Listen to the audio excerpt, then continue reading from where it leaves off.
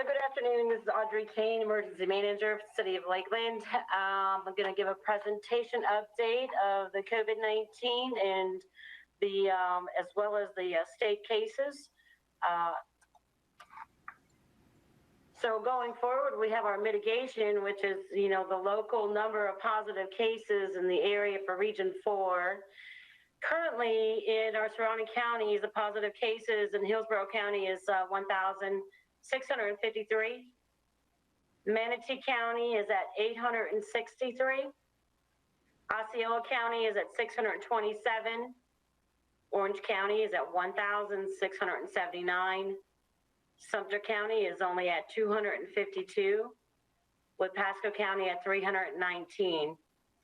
Currently, Polk County is sitting at 746 positive cases, with the City of Lakeland at 295 as of yesterday's numbers. I just got off a conference call with Dr. Jackson from the Polk County Department of Health, and unfortunately from her, she is stating that we are not seeing a decrease in numbers in Polk County. They've actually just been steady. They really haven't gone up, but they have not decreased. We're getting about 120 cases every week. Our PPE resources, our personal protective equipment supplies are stable as we continue to receive them from the state, as well as those acquired by our Lakeland warehouse. Each city department has been equipped with the proper cleaning supplies, PPE, and health safety supplies in anticipation of the phased-in employees returning to their work locations today. In Region 4, we are starting to see more rural areas that are being tested, and all of those tests are starting to open up to all available. They do not have any restrictions when you go in for that testing. And so a child or someone that only has just a cough will be able to get a test. And we're seeing more and more of that around our region. Currently, across the state, the executive orders that the governor has signed in the last couple of weeks is our executive order, 123, which is putting us into the full phase starting today. He signed that on May 15th, which is the full phase 1 safe, smart, step-by-step plan for Florida's recovery. Previous to that, he actually signed the executive order allowing Broward and Miami-Dade counties being counted in those phased counties to be able to open. In our recovery planning, the state safe, smart, and step-by-step, as Florida transitions from phase 1 to the full phase, which lifts more restrictions and allows other establishments to open, such as gyms and fitness centers, so long as they follow the guidelines set out in the executive order. The original iteration of phase 1 allowed restaurants and retail to open at 25% capacity, but kept barbershops, hair and nail salons, and gyms closed. And this full phase 1, it opens those establishments and allows the restaurants to open at 50% capacity. And you will be able to find all the list of the other entities that can open on the Reopen Florida initiative at www.flgov.com/COVID-19. Palm Beach, Miami-Dade, and Broward counties are now included in Governor DeSantis' plan after being excluded for about 2 weeks due to the fact that they were among the hardest hit areas in the state from coronavirus pandemics. And for our county and community partners, we continue to provide meal services for school children and meals for families in need. These services will be needed for the general population, and we anticipate in the long term adding the financial and mental health along the way, supporting those communities and the citizens of Polk County. The USDA Food and Nutrition Service has allowed for emergency allotments, which has been approved to issue emergency supplements to SNAP households that normally receive less than the maximum benefit.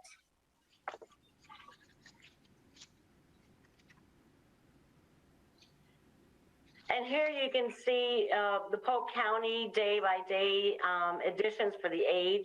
We did see an increase in the age groups between 25 to 54 in the last couple of weeks as testing has opened up in Florida, in Polk County. And that is the update that I had for you this week. So questions for Audrey, and I'll lead with one. We talk about the fact that our cases are staying pretty flat and not receding. We still do have a heavy emphasis to the long-term healthcare facilities, though, in those numbers, do we not? Say that again. I'm sorry. I apologize. Do we still have a heavy emphasis of many of those cases being out of the long-term health facilities? No. In Polk County, actually, we are seeing an increase in the younger crowd of the age 20 to 35. In fact, we just had a case of our first 3-year-old here in Polk County last week. Ooh, okay. Yeah. Different answer than I expected. Yeah, Okay. Mr. Mayor, I suspect though, Audrey, can you let us know? I think most of the unfortunate deaths that we're seeing are still coming from nursing home facilities, though. Is that correct? That is correct, yes. Okay. Thank you. Another question by the commission. Audrey, keep up the excellent work. I don't see any other questions, and we really appreciate how well you keep us informed. You're welcome. Thank you. Thank you. That will bring us to our committee reports and related items, and there is one committee report in this meeting, which is the Real Estate and Transportation Committee meeting that was held on 5/15. So, Commissioner Reed, if you, as chairman, could take that up, that would be great. Thank you, Mayor. Can everyone hear me? Yes, sir. Great. The Real Estate and Transportation Committee met via GoToMeeting. Bill Reed, Chairman, and Commissioner Walker attended, were present. Commissioner Franklin was absent, out of town. Mayor Muntz, Stephanie Madden, Sarah Carley, Chad McCall were all present. I called the meeting together at 8:25 a.m. The purpose of the meeting was to discuss a second modification of the lease between Draken International, Inc.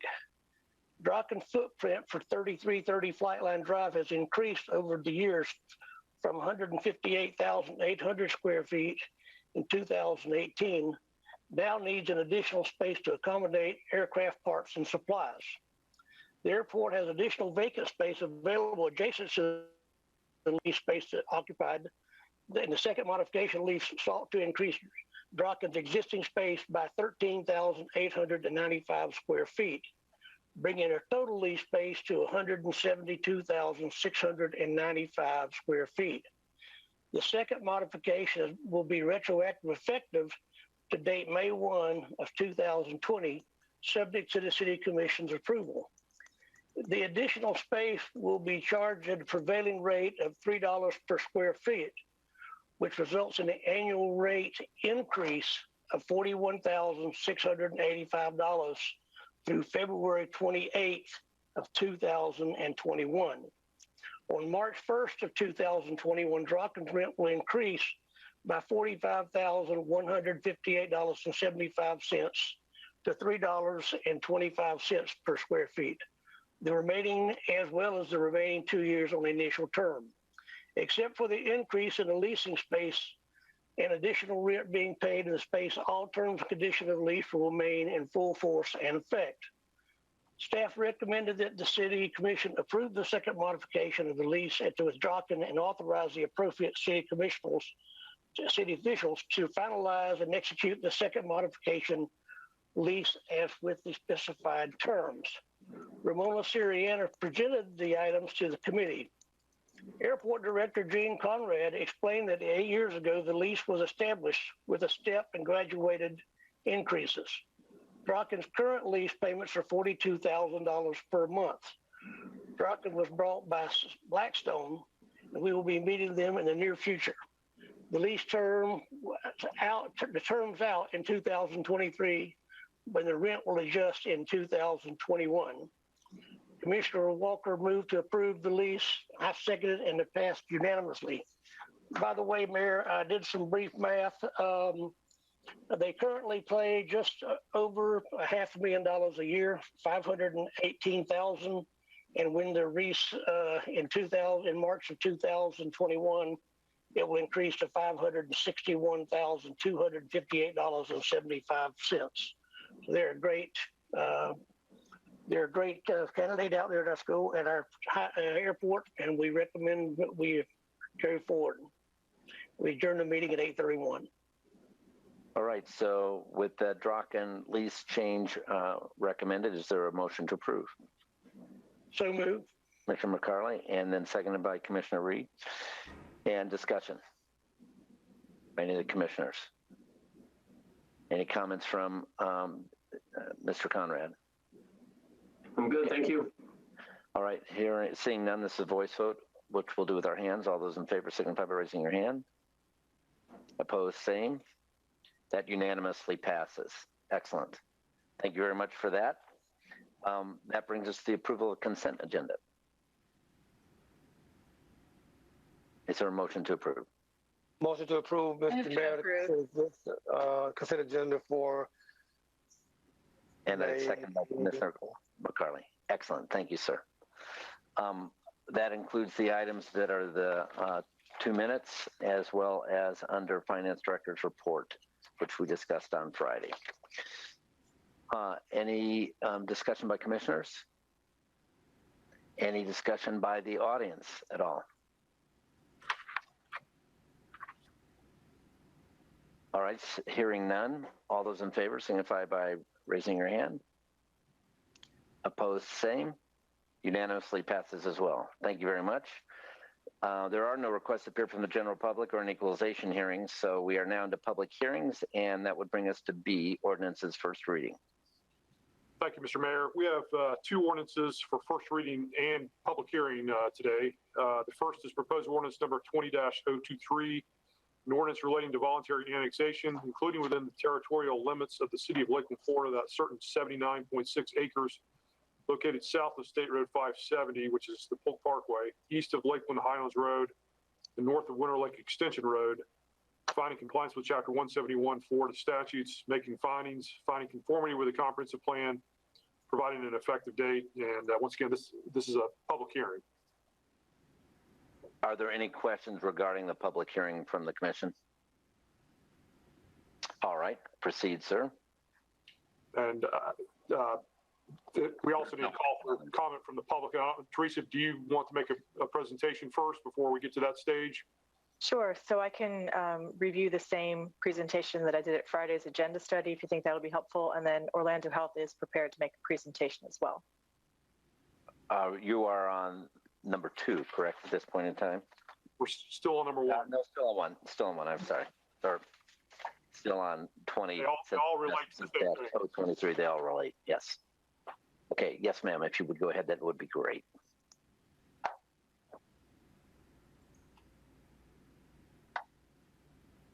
We'll take public comment after this.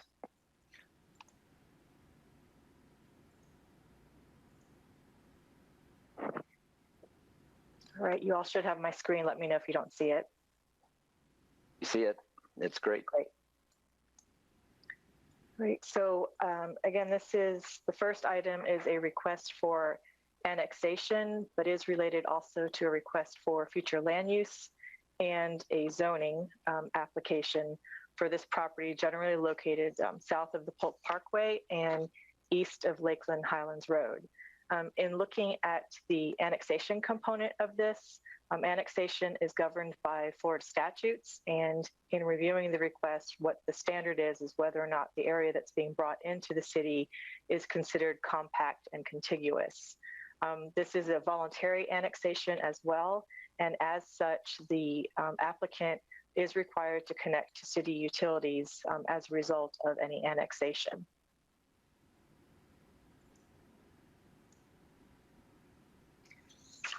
There's the general location again relative to a larger area of the city. The existing future land use on the property has a Polk County designation of RL, which is residential low. And what the request is for future land use for this property is office center. And I'm jumping to land use now, but I'll go through all 3 of the requests since they are related.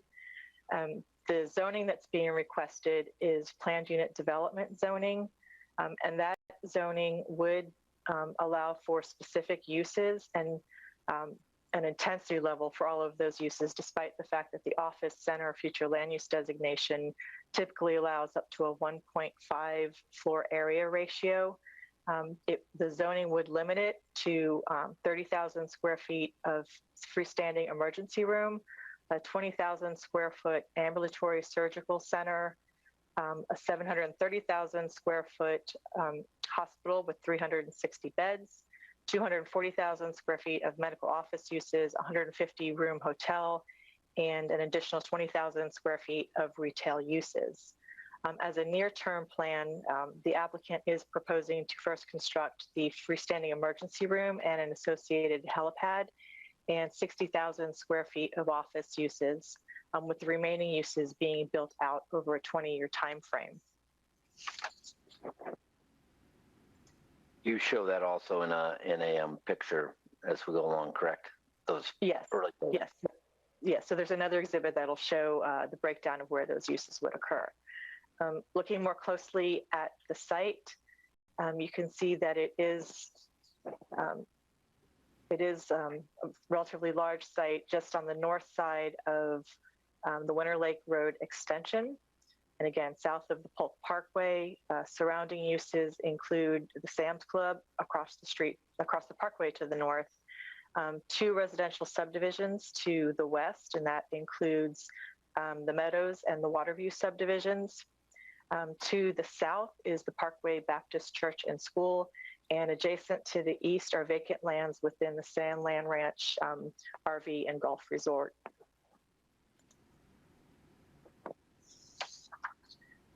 These 2 map exhibits here show the surrounding future land use designations.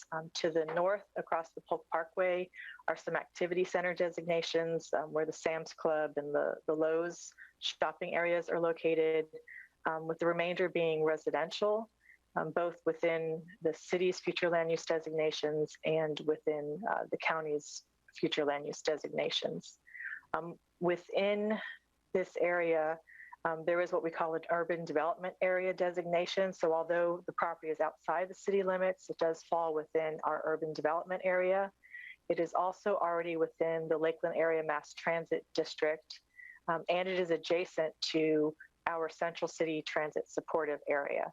So these 3 designations are important, as you will hear, related to the transportation conditions that will follow. The area also has some wetlands on site.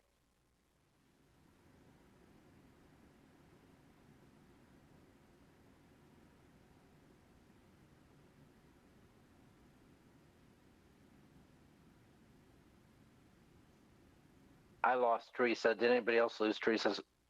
Oh, no. Okay. Teresa, there you go. You're back. No, you're not. Something muted on your mic, I think, Teresa. There you go. Sorry? There, we can hear you. Everything you said since wetlands, we have not heard. Okay. This exhibit here shows the arrangement of the uses within the proposed zoning. The larger parcel is broken down into specific subtracts or sub areas. Area A, which is in the center of the map, would be what's called the hospital center, which is where the hospital and helipad would be located. Area B is medical support office uses. Area C over to the east is where there would be hospital support uses. So these would be things like the ancillary maintenance buildings, parking garage. Area D would be the commercial uses that are being requested, and that could include restaurant and retail uses and the hotel. With regard to the restaurant uses, those could allow up to 2 high turnover restaurants, one of which could contain a drive-through. However, these high turnover restaurants would be classified as fast casual. So for example, your Panera would be a fast casual versus a quick service restaurant such as a McDonald's or a Burger King. And then finally, Area E is designated for conservation future medical development. At this time, they do not have a development program for this area, but want the ability in the future to come forward through the typical public hearing process to modify that area to allow for development if they do have a use designated there. Aside from the arrangement of the uses, the PUD does propose to limit the height within these areas. So in the center would be the highest height, in addition to the intensity of uses at 120 feet. It would then come down to 90 feet towards the Winter Lake Road extension. And then over to the west, adjacent to Lakeland Highlands, it would come down again to 60 feet in that future development area. And right at the corner, it would come down to 36 feet, with the hotel being allowed a maximum height of up to 60 feet. The annexation, land use, and zoning were all considered by the Planning and Zoning Board at a public hearing that was held in February. They did recommend approval of this based on conditions provided by the staff. And there was a recommendation for approval, and it was a unanimous 7-0 vote. As we went through the public hearing process and received comments from surrounding property owners, primarily the residents in the subdivisions to the west, we did hear concerns about increased traffic. The signal was key among that, the signal or the lack of a signal at Deerfield Drive and Lakeland Highlands Road. They had concerns about building heights, which we have addressed within the conditions of the PUD and this exhibit that I had reviewed. They also had a concern about the proximity to schools, but I believe that was related also to the transportation and how there would be cumulative impacts on the surrounding road network. And finally, the residents do have a concern about the need for additional healthcare facilities, despite our review being focused on whether or not the use was compatible with the surrounding area. This exhibit here is a table that just breaks down again by area what the proposed uses are within the overall PUD. And you can see again that tract A, that tract that was in the center of the site, has the most intense and wide range of uses. Those come down in tract B, tract C again, fewer uses, and then tract D, specific to the retail and commercial uses. And tract D is the retail and commercial, and then tract E is the future development, but subject to PUD modification in the future.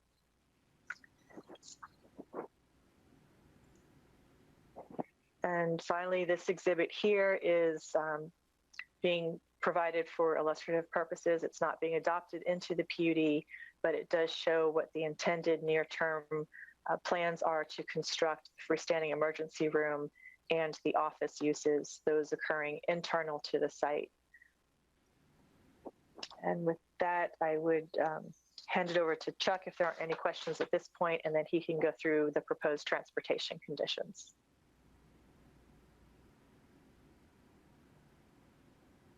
Go ahead, Chuck. Chuck, are you there? Unmute, Yeah. Chuck. There we go. There we go. Now I'm back. As Teresa mentioned, the project is located within the urban development area. As defined in our comprehensive plan, it is immediately adjacent to our central city transit supportive area. So in terms of how we evaluated the project from a traffic standpoint and the mitigation that is included in the zoning side of the project are all consistent with policy 4A.1 of the comprehensive plan and Article 10 of the Land Development Code.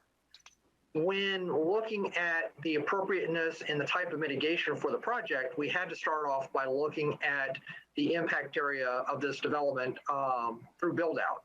And so to do that, we look at what we call significance, and does the project consume 5% of the peak hour directional capacity on the surrounding road network? And so to the north, the area that was evaluated includes Bartow Road, New Jersey Road. To the south, it includes Clubhouse, Lake Merriam Drive, and of course the south end of Lakeland Highlands Road. In terms of when mitigation is required for a project, we look at adversity. Does the project is the project significant on a roadway segment, and does development traffic cause the segment to fail? And so those are the two key terms that the commission and the public are asked to consider as we go forward and discuss the project in more detail. In terms of trip generation, the net increase for the proposed land use and the proposed development program relative to what is allowed in the county today is just over 12,600 daily trips, and that's with a build-out year of 2040. AM peak, the trip generation is 809 AM peak hour trips, and that's for the surrounding street system between 7 and 9 AM. In the afternoon, the development program is expected to generate over 1,100 PM peak hour trips, and for our purposes, that's between 4 and 6 PM. From a phasing perspective, we really ended up keying in on the point at which the project generates 721 PM peak hour trips. That's when the project is both significant and expected to be adverse on Edgewood Drive, west of Lakeland Highlands Road. As you start to move north towards the core of Lakeland, the road system goes from 4 lanes primarily down to 2 and 3 lane type roadways. And so that really became the point at which we started to focus in on the long-term development program impacts and mitigation options going forward. Next slide. And as I mentioned earlier, our level of service standards come directly out of the comprehensive plan. And so the project was evaluated with the level of service standards in mind. For the, what I'll call the CCTSA, north of the Parkway, it's more multimodal in nature, recognizing the limitations of the street system and the availability of additional alternative modes of transportation. To the south, in the urban development area, again, this is more of a highway level of service standard, but we do have accommodations for multimodal mitigation options. For our review, the areas of concern included Bartow Road, north of Edgewood Drive west of Lakeland Highlands Road, and New Jersey Road from Edgewood Drive up to Bartow Road. So I'd mentioned on Friday, the Department of Transportation has currently has recently kicked off the design of a capacity improvement on Bartow Road north of Edgewood that includes a 6-lane improvement to a point just south of Sylvester Road, intersection improvements from that point north up to and including Lakeland High School. It is funded into the right-of-way phase at this point, but construction is not programmed in a DOT 5-year work program. Edgewood Drive is a constrained roadway in the Lakeland Comprehensive Plan, and so we are very much restricted in terms of any type of lane additions in the area west of Lakeland Highlands Road. And then New Jersey Road, because of the congestion that we're seeing on Bartow Road, the traffic model is assigning a significant number of trips to New Jersey Road to reach, again, the downtown Lakeland core. So really, Bartow Road is a main concern for city staff. Next slide.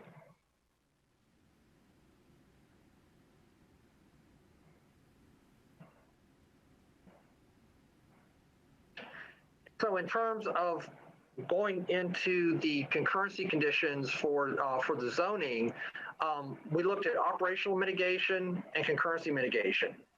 For the operational mitigation, we heard loud and clear from the residents on Deerfield Drive, which the Winter Lake Road extension is named that east of Lakeland Highlands. It turns into Deerfield Drive to the west of Lakeland Highlands Road, and that's a street that's operated by the city of Lakeland. Concern that was key was ingress and egress from the neighborhood. For a number of years now, they've asked both the city and county for signalization of that intersection.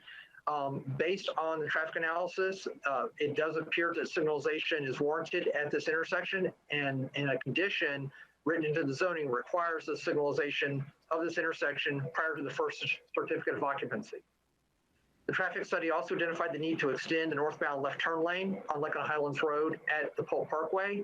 That too was added in as a zoning condition that's required prior to the first CEO. For concurrency mitigation, again, we focus in on the 721 PM peak hour trip threshold. There's a requirement for the development to address any funding shortfall on its property related to the Fort Fraser Trail extension. The Fort Fraser Trail has been under evaluation now for a number of years by DOT to evaluate how to cross the Polk Parkway adjacent to US 98. Based on what we've heard recently, the expected overpass cost at that location is about $7 million. So the TPO and Polk County have been working with Mr. Holloway on a new alignment for the Fort Fraser extension that would connect Bartow Road to Lakeland Highlands Road, and then provide another connection to the Three Parks Trail. The corridor would be dedicated earlier on in the development program, but this funding would be to address any potential shortfall for the project that's now programmed in fiscal year 2024 of the DOT 5-year work program. Earlier on in the development program, we would identify a site for a future on-site transit superstop, with that being constructed in the second phase of development. In the second phase of development, the development would also be required to purchase a bus and to put together a funding plan for 5 years of operating costs at approximately $150,000 a year. The closest transit service to this site is about 1.25 miles away up at Edgewood Drive on the north, and almost 2 miles away as you would travel along the streets to get to Bartow Road. So getting transit service to this area is very significant in terms of providing access for employees and customers and patients to this new facility. Prior to the second phase, there would also be an updated traffic analysis that would specifically look at the New Jersey Road corridor, as well as the New Jersey Edgewood intersection. Again, that was a key concern of staff. That's being factored in as an evaluation in the future, and there could be some additional mitigation that comes out of that analysis. Mr. Barnby, on-site transit super stop, what does that look like? The best examples that we have here in Lakeland are the Lakeland Park Center super stop in front of Dick's Sporting Goods on the north side of Lakeland, and Lakeside Village is another very good example on the south side of Lakeland. We're looking at a bus bay, combination for approximately 2 buses, a couple of transit shelters, and to lock down the access through an easement and maintenance agreement. So it would be very similar to what we've done with those 2 very large retail projects. See, Commissioner Walker has a question. Since I paused you, I apologize. Go ahead.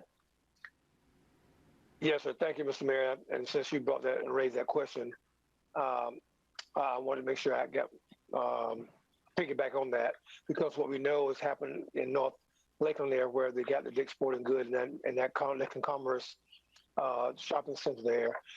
Would this particular situation also have I guess a sunsetting kind of a situation? Because I know that one, that sunsets, that particular I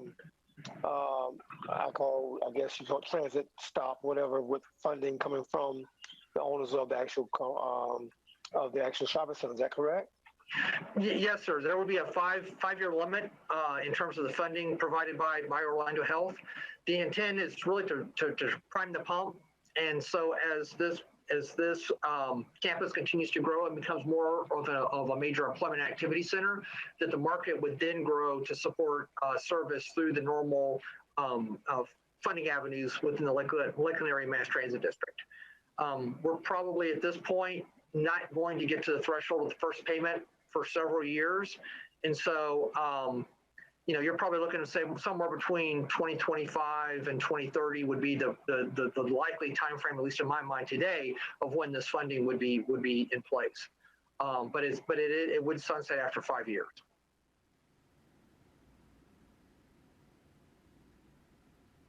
All right, sir. Anything else on this presentation? Let's see. I think there may be another. Is there another slide on this one?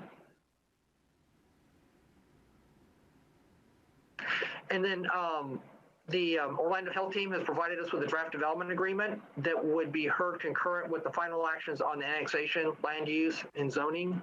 The development agreement would tie into the actual timing, form of the mitigation, the payments, and the financial assurances.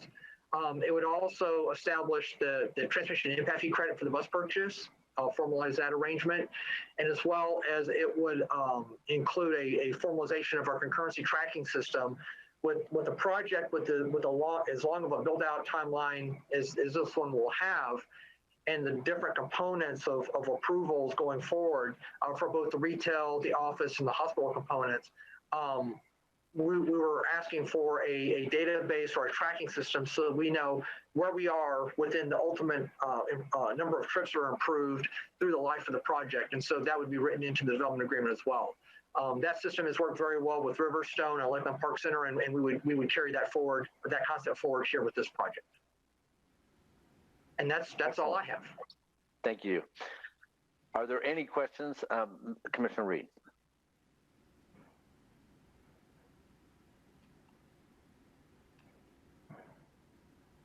You are still muted, sir. Sorry. Yes, thank you. Again, I have a couple questions for Teresa. Are you still here? Yes, sir, She I'm is. here. Okay, thank you. How many square feet of offices are going to be? I was trying to write down these numbers. I didn't get that one correct. So let me go back to the development program for you. I also want retail as long as you're looking them up.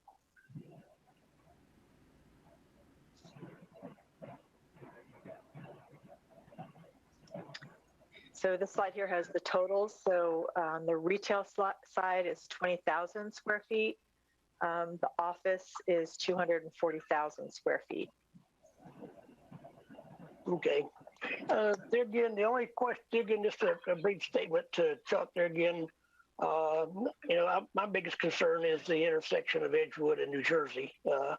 There's already stacking goes on there. And again, I was there again the other day. And if you're going from Bartow or 98 Highway to towards Florida Avenue, those roads stack up. You can't even turn on Atlanta Street, which is the first street north going towards New Jersey Road. The cars stack up beyond it, so you can't even navigate through the neighborhoods per se. And so I just wish y'all can, in any future development there, we need to really going to have to tighten up, and it's going to curtail anything going on in the neighborhood for some time, it appears. Keeping the improvements moving forward on Bartow Road are going to be key. This is something that the TPO board members will be hearing in June when the TPO board adopts its priorities to go to the Department of Transportation. And so Ryan Kordak with the TPO recently coordinated a meeting between myself, DOT staff, Greg James with Public Works, and Ryan Lazenby to look at where things stand right now with the design and to really come up with with different options on how to move the project forward.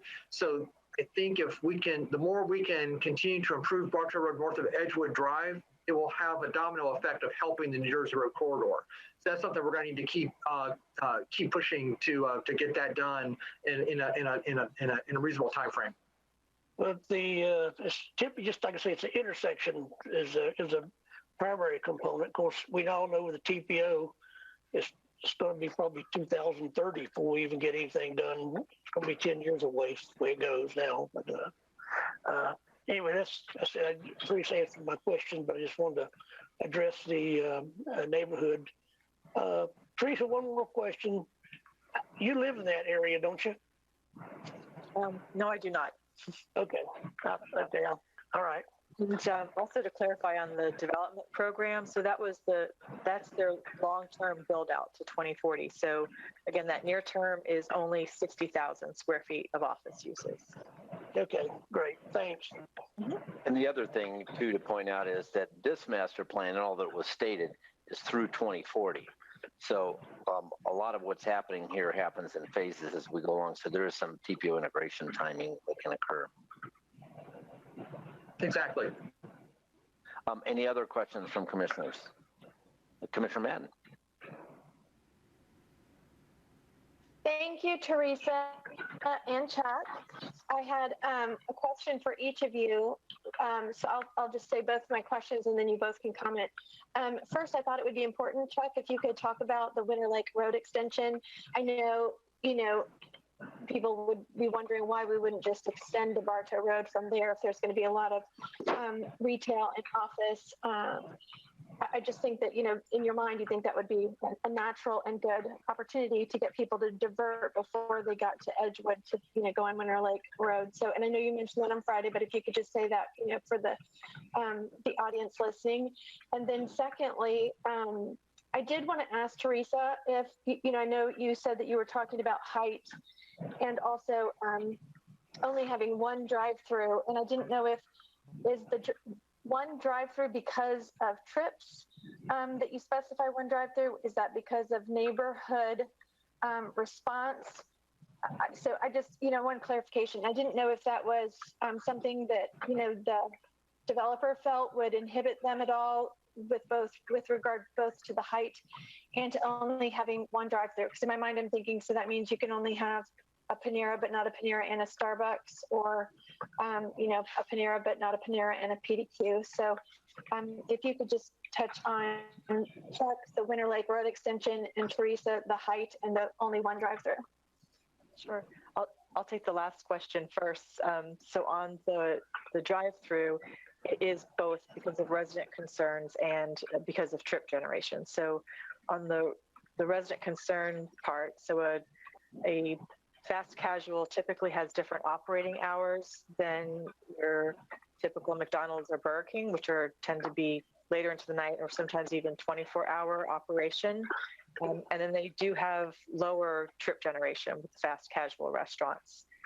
So it's really those two reasons why we wanted to limit the drive-throughs on the restaurant component. There is no allowability.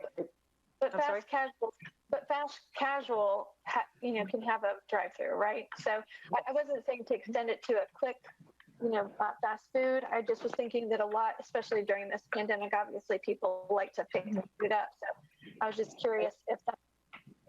So once you would add in a second fast casual with a drive-through, then there is an additional traffic impact with that. Not so much the compatibility in terms of hours of operation and things like that, but yes, that was required or relevant to the transportation impacts. Is why we felt it best to limit it to one fast casual drive-through. But then they also can have drive-throughs for other uses as well. So, for example, there's a bank that was to develop on the commercial frontage. So it's really looking at it, cumulatively once you start adding in additional drive-throughs, what the additional impact is. And I think that as far as their development program, and they can speak to this as well, they were looking for uses that would be complementary to the medical facility and to the medical offices. And when you think about that, it's generally going to be a coffee shop or a restaurant that is not something that's going to be people just are going there to drive through and then leave, but something that they may have to go to, spend some time in, and then go back to the medical campus. So that changes the type of restaurant that I think they would be seeking to co-locate with their development. And then, Chuck, did you want to answer the Winter Lake Road extension? Absolutely. Winter Lake Road is a bit of a challenge because once you get just on the east side of the development site, you leave public right of way and it's all private ownership until you get just to the west of the US 90 intersection. And so there would be a substantial amount of right of way acquisition that would be necessary through Mr. Holloway's property through Sandland to be able to make that connection. And when you do get back onto public right of way on the other end of Winter Lake Road, it's a very narrow right of way, about 30 feet. So in terms of any type of turn lane or other improvements leading up to the traffic signal would be very difficult. And so that's always been one of the big challenges in this area, is being able to get Winter Lake Road extension to actually connect to Winter Lake Road itself, because you'd be going through Sandland Ranch and then the right-of-way constraints over by the sheriff's facility. And so right now, in terms of making the connection between Lake and Highlands Road and US 98, at least at that point, the Polk Parkway is available and is right adjacent to the site. So folks can make a judgment call on whether or not they can pay the toll to go over to US 98 or go down to Clubhouse or up to South Edgewood to be able to make that movement. Okay, any other questions from commissioners? Yeah, Commissioner McCarley, and then Commissioner Reed following. Chuck, back to the traffic and the current trip generation, that slide that you had with trip generation for 2040, were all three of those numbers proposed numbers, or what is our trip generation right now, especially in the PM peak? Right now, in terms of the current volume on Lincoln Highlands Road is right around 22,000 vehicles a day. And so it operates at a level of service B based on information from the Polk TPO. Edgewood Drive carries about 18,500 vehicles a day, which translates to a level of service C. The big issues as you start getting up to the Edgewood corridor are really the intersections, and as Commissioner Reed had mentioned, the Edgewood, New Jersey intersection. But right now, everything is operating at an acceptable level of service, although it is congested. The current county allowances are right around 800 to 900 trips a day. So this proposed development program and this land use change would support a substantial increase over what's currently allowed by the county. So, essentially that's what's triggering as you get into the zoning, the mitigation that we've been discussing. But that's as the development program increases over the next 20 years. That's where getting more folks on buses and getting alternative transportation modes into the mitigation program is going to be important, because our highway system moving up into the Lakeland Corridor is going to be fairly limited.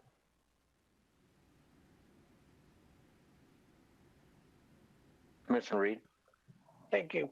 Teresa, in reference to the drive-through, if CVS or Walgreens were to come in, they have a drive-through, would that take the place of that, or is that strictly, we're talking about drive-through for restaurants? There, in the conditions, there is a limit, one, on the number of drive-throughs for the restaurants, and then there is a limit on the number of drive-throughs for all other uses. And I believe that is 2 additional in addition to the one for the restaurant. Is that correct, Chuck? I believe so. Mm-hmm. So we could have multiple, there again, with the things we're going now with our new normal, we could have multiple businesses with a drive-through other than the restaurant. Is that a fair statement? Correct, yes. It's also a fair statement that when we would go to add those things, we would have discussion at the time. Is it not, Teresa? I'm sorry, we have discussion at the time of the suitability of each one of those things going in, or not? Well, they would be allowed by right under the conditions, but at those limits. Okay. But they must meet those limits. So if we had a concern about them exceeding the limits, there could be conversation with respect to the concurrence. Yes, absolutely. So if they, for some reason they found that their development program was going to change and they wanted to allocate additional trips towards the retail part of it, then we would look to reduce down some other use through a modification to the PUD, I would think. I'm just trying to build the right expectations for the citizens in that area. Mm-hmm. Yeah, but as it's proposed and recommended, it would be just the one drive-through for the high turnover restaurants. Any other commissioner questions? Commissioner McLeod. Thank you. Chuck, you may have answered my question, but when you talked about possible mitigation efforts in the future for the New Jersey Road corridor, are you talking about more utilization of public transit and buses and changing the way people move about, or are there other examples that you could potentially foresee? A couple of examples that come to mind right now. One is to address the signalization at the New Jersey Sylvester intersection. That really tends to cause more of the queuing and the traffic delays in the corridor right now. That's a 3-way stop. So that may be an option. The other really is kind of interesting as you get south of Edgewood Drive, New Jersey. You have that 3-way stop intersection there in New Jersey and Glendale. Glendale continues over to Lakeland Highlands Road at an unsignalized intersection.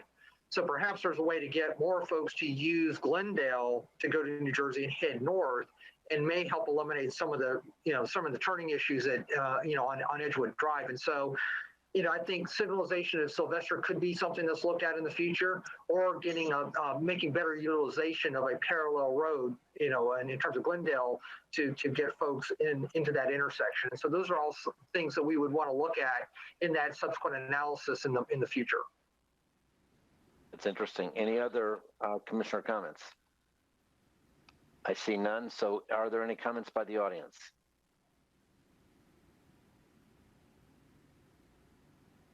And Mr. Cook, I assume you are checking to make sure there's any telephone.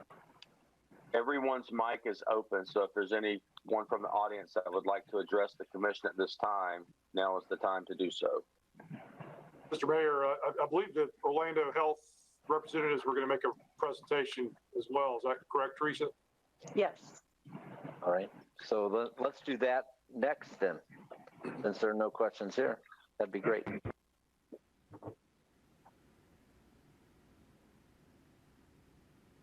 And that presentation should be up. So Aaron, I believe you were going to lead off. So just let me know when you want me to change the slides. Yeah, you can go ahead and change the slide.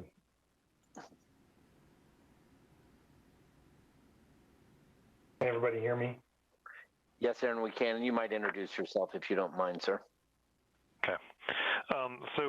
But before I get into some of the details, just wanted to give a really brief overview of Orlando Health. So this is a picture. Orlando Health started in 1918, was founded by a group of physicians that opened a 50-bed hospital near where our downtown campus is right now, called Orange General Hospital. And then Teresa, if you go to the next slide. And then this is kind of where we are today. This represents what our hospitals are in Central Florida, the different types of facilities we have. So we currently have 9 hospitals, 5 freestanding emergency rooms with a few other under development, 9 medical pavilions or large medical office buildings, 5 cancer centers, and 75 physician practice locations. You can go to the next slide, Teresa. So before I get into some of the details of our project, I was going to have Tara go over some of our requests. Hi, can everybody hear me? Yes, ma'am. Wonderful. This is Tara Tedder from Lounge Drosdick, 215 North Eola Drive. So the requests before you today are a couple of approvals. I understand that we're on first reading, so we're talking about the project holistically, which includes what Teresa already went over, the annexation into the city, our large-scale future land use map amendment, and then our rezoning to planned unit development. Go to the next slide. When it comes to annexation, there's a couple requirements, and Teresa did address these as well. We have to be annexed in to get city's connection to wastewater services, which also requires, under your comprehensive plan, entering into a voluntary annexation agreement. And then we have to meet all the statutory requirements separately as well for annexation, that the property is compact, contiguous, and the additional statutory requirements that are there, staff has also analyzed, and we meet those as well, justifying the preliminary annexation. Next slide. When it comes to your comprehensive plan policies and goals, your staff also outlined this in their very thorough report. It talks about how under the office portion of your comprehensive plan, there are very specific requirements for what an applicant would need to meet under the comp plan. So it requires direct frontage on or access to a collector road, and we have the exact type of direct access that would be required for this future land use designation. Requires a minimum 10 acres of usable site area, which we exceed as the property is over 71. Market area radius of 1 mile or more, and our market area radius is also greater than 1 acre, or I'm sorry, 1 mile. Location criteria, you have to be Central City TSA, urban development, or suburban area, and we are within the urban development area. And then it requires that there is a max FAR of 1.5, and our proposal will not exceed those limitations as well. You can go to the next slide. In addition, your comprehensive plan looks at whether or not there's a provision of complementary land uses, specifically once in any high traffic areas for there to be pedestrian and vehicular connectivity, proper green space and stormwater management. And our plan provides and meets all of those applicable goals and policies when it comes to the campus's use of a mixture of retail, commercial, hotel, and healthcare facilities. And we also provide connectivity, which we'll talk about later on the traffic portion of the presentation, through the Fort Fraser Trail, through bicycle and pedestrian facilities, and greater connectivity to the adjacent properties surrounding our property as well. I think that might be the end of my slides, and I'm going to hand it back over to Aaron. Aaron, I think you need to also state your address for the record too. Yeah. Okay, Aaron Bottenhorn, address 1414 Kuehl Avenue, Orlando, Florida 32806.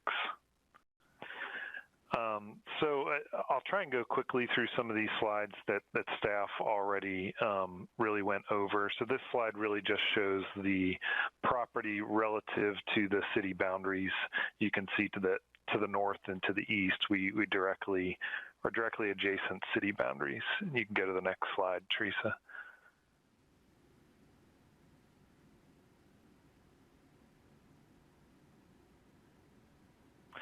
And this again just gets in a little bit closer. The area you see with the black dotted outline and shaded in white are current city boundaries relative to the site. You can go to the next slide. So before I get into some of the project details, I wanted to highlight that Orlando Health did host a community meet and greet on January 23rd at the Sandland Golf Course, where we shared our plans, kind of talked through things. We set up several different boards showing site plans and with other information, and individually talked to community members there. In addition to that, after our first P&Z hearing, anyone that showed up at that P&Z hearing from the public, we reached out to individually. We did have individual meetings with a few of those residents. One was Pastor Grant of Parkway Baptist Church, and then Drew Stacy, who lives across the street in the Meadows development. And we've offered to meet with others as well individually if they have any concerns and would like to discuss anything. This map here just shows the area in which we sent out notices to for the community meeting to give people the chance to come and see what our plans were. You can go to the next slide, Teresa. So this is development program. Staff's already gone over this. There's a few things I'll just highlight here. So as we talk about the total build-out time frame, we used 20 years as an example, but it could easily be even a longer time frame than that. I've used our Dr. Phillips Hospital as an example here in Orlando. Was built in 1985, and we are just now getting to 300 beds. So that's obviously taken a long time to build that out, and so this development would be slow and methodical, and may even surpass that 20-year time frame to develop out this program. The other thing that Teresa didn't mention related to the retail was that staff had some concerns about retail being developed before any of the rest of the medical development. So we agreed to a condition that none of the retail could be built before the first phase of our development. Could be built concurrently with our first phase, but not prior to. And our intention there on the retail side is really to provide something that would be both beneficial to the community and beneficial to patients and visitors that want to get outside of the hospital to have a cup of coffee or something to eat. You can go to the next slide, Teresa. So one thing I wanted to point out here on this development plan is, as Teresa mentioned, in Tract A is where we plan to have the hospital. And if you look at the distance between Lakeland Highlands Road across Tract E to that first driveway that separates E from A, that distance represents about 700 feet. So those higher or more intense uses of the hospital would be set back pretty significantly from Lakeland Highlands Road. which, kind of differs from when you're in a more urban environment and you see buildings like Lakeland Regional up close to the road. Recognize this is not an urban environment. So I think that setback will work well to kind of minimize the height of those structures. You can go to the next slide, Teresa. I don't think there's anything to add here. I think overall the development will be focused on hospital, medical office, probably a hotel and retail component. We do have other uses in here that could be developed in the future that could be complementary to our uses, but for the most part would be around a hospital, medical office space, maybe a outpatient surgery center. Go to the next slide. So this slide again shows what our first phase of development would look like. The building labeled number 1 is the freestanding emergency room. The way we build those, they contain about 24 exam rooms. They do have a helipad. That helipad there is meant to transport patients out that need to go to a higher acuity care facility. So we wouldn't be transporting patients here via the helipad. It would just be if someone was in critical condition that needed to go to another facility to transport out. We're also showing the 60,000 square foot medical office building along the south side that's labeled number 2. So you'd likely see, as this grows, more medical office buildings focused on Winter Lake Extension that extend out to the east. You can go to the next slide, Teresa. So we did some viewpoint studies just to show what the hospital could look like from a height standpoint from Lakeland Highlands Road. And given that setback of, really it ended up being more than 700 feet once you put the parking in front of the hospital, really gets minimized with that distance back from the road.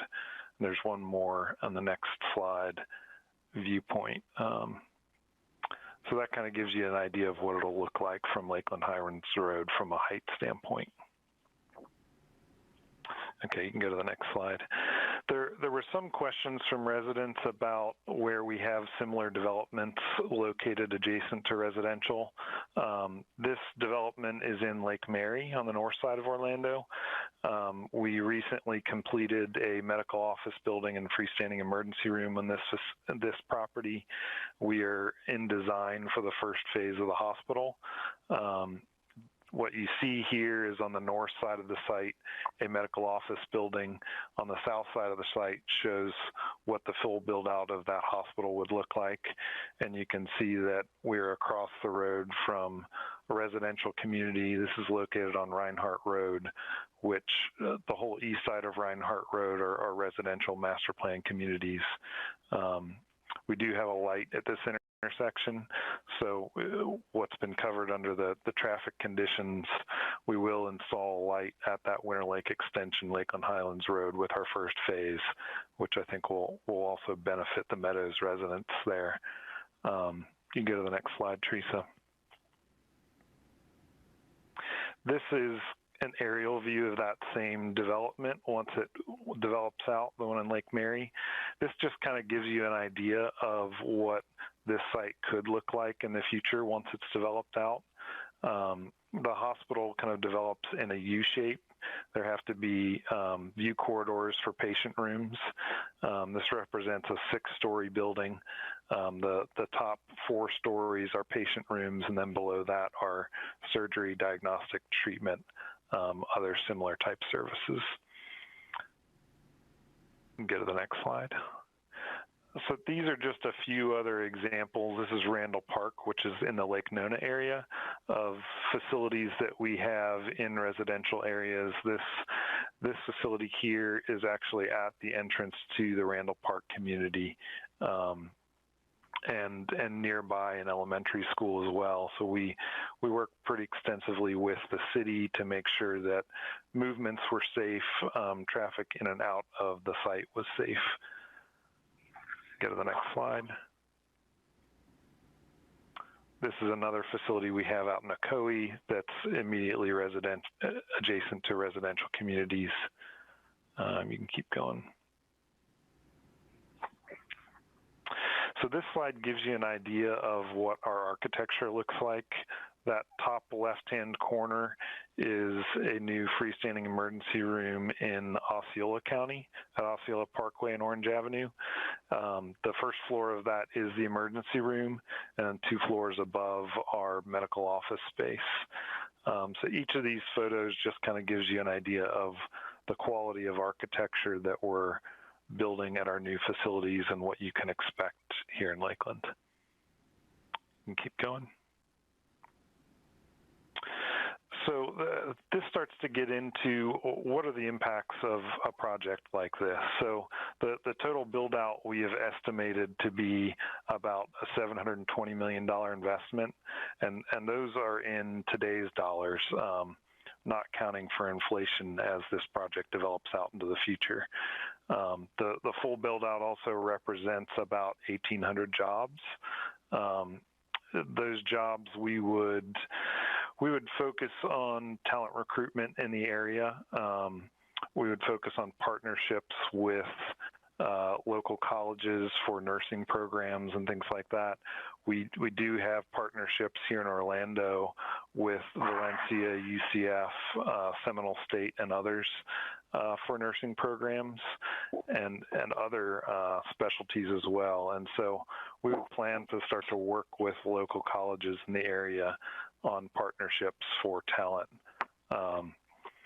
In addition to just this development here, we would obviously need to partner with local physicians in the area, as well as potentially open new physician offices in the area. But we would continue to focus that on recruiting local talent for those physician offices. From an economic impact standpoint, we have not done an impact study on this site yet, but we will do one, and we'll have that information for you at the next commission hearing. To give you an idea of what that economic impact could look like, we did do an impact study on the Lake Mary property that I referenced earlier. The first phase of that, which is the same as the first phase of this development, had a economic impact of $142 million, and the full build out of that site will have a $1.1 billion economic impact. Like I said, we will perform a study for this site and provide some updated numbers for you in our next hearing. From a community benefit standpoint, in 2018, we had $289 million in community benefit. And that's a report that Orlando Health puts out every year based on some national standards. It includes charity care, other community benefit programs, Medicaid shortfalls, et cetera. So there are a lot of benefits to our facility in the area. You can go to the next slide, Teresa. So there were some questions from the public about why is another healthcare facility needed. So we providing here some high-level metrics. The American Hospital Association for Florida estimates that about 2.6 beds are needed per 1,000 in population. And as you look at the population projections over the next 25 years, that would yield out to be about 600 beds that are needed over 25 years. In addition to that, right now there are needs for additional physicians in the area and specialties in the area. That information came from Truven Analytics, which is part of IBM. You can keep going, Teresa. In addition to that, obviously Orlando Health will be paying impact fees for each phase of the project. This represents the total impact fees for the development program. So $5.3 million in impact fees to the city of Lakeland, total of $6.9 million in impact fees when you include what we would have to pay to Polk County as well. And these just provide some more detail on the breakdown of those impact fees. You can go through these next two slides. So with that, I'm going to hand it over to our transportation engineer to go over a transportation summary. Good afternoon, all. This is James Taylor from Kimley Horn and Associates. For the record, 189 South Orange Avenue, Orlando, Florida, Suite 1000. Sound check. Can everybody hear me okay? Yes, James, you sound just as great as on your albums. Perfect. No guitar today, I apologize. So I want to talk a little bit about transportation this afternoon. Staff has done a great job kind of summarizing everything. I just wanted to pull out a couple of key points to talk and say that we are in agreement with the staff report and the presentations made today. Because this is such a large project on a large piece of land and it's going to be critical for the city to get this right, we met with staff early to discuss transportation concerns as well as develop a traffic study methodology with staff. We also met with the public at the community meetings as well as Citrus Connection a couple of times actually on the transit items. And then we performed the traffic study per that agreed to methodology, the city's procedures, and the latest and greatest industry guidance. We submitted that traffic study to the city, got feedback, and addressed those comments as well. The next step is really start to put all of those findings into mitigating conditions per the land development code that the city lives by, as well as the vision of the comprehensive plan. And then once we had those conditions to a point where we met all those requirements, we met with staff and negotiated even additional conditions to make sure that we had a comfortable, favorable recommendation from staff moving forward. Next, we went to P&Z, obviously, and addressed public comments received there as well. And we have submitted a draft developer agreement that we're working through staff now for the next reading. Next slide.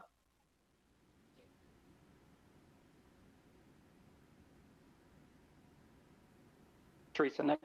Thank you. So the conclusions of that traffic study boil down to four main points: that all the intersections in the study area are anticipated to operate at acceptable level of service in the near term, with the exception of the one we've been talking about multiple times today, Lakeland Highlands Road and Deerfield Road. That's the largest concern that we heard at the community meetings, and our findings in the traffic study echoed that as well. The second conclusion was that the inside through lane at Lakeland Highlands, this is the northbound through lane to get to Polk Parkway eastbound ramps, is fairly short out there today, insufficient to serve existing queues and future demands. Number three, no study area roadways are anticipated to be deficient up to that 721 p.m. peak hour trip threshold that Chuck talked about earlier, that set the tone for some of those development order conditions. And lastly, that no new traffic deficiencies were identified in the long range horizon due to the future land use amendment that's being proposed today. Next. So let's get into some of those traffic conditions that made it to the development agreement. First and foremost, prior to any CO in the first phase or the first building, signalizing that intersection at Lakeland Highlands Road and Deerfield Road. Again, that was the primary concern that we heard from the residents, and this is going to be a substantial improvement to the roadway and a substantial investment from Orlando Health. It'll probably be about $500,000 to make that infrastructure improvement, in addition to the transportation impact fees that you saw on the previous slides that are already running north of about $5 million. Another condition was the extension of that inside northbound turn lane at Lakeland Highlands Road at the ramps. Staff also asked that we limit access for this project to Lakeland Highlands Road, and as a result, we agreed to a condition where only one driveway would be from this project to Lakeland Highlands Road, and it would not allow for left out. So right in, right out, left in, but no left out. Also in the near term, staff condition is that we plan the location and the layout for that future transit super stop that was discussed, and that design has to be approved by the transit district. Additionally, the right-of-way for Fort Fraser Trail will be dedicated, And then there has to be a pedestrian plan that's worked out with staff that provides all the sidewalks and bicycle parking that are going to be required by code for this project. And lastly, once we get to that threshold, or before we get to that threshold of that 721 PM peak hour trips, there will be that additional operational analysis at Edgewood Drive and along the New Jersey Road corridor that's concerning folks today. Next slide.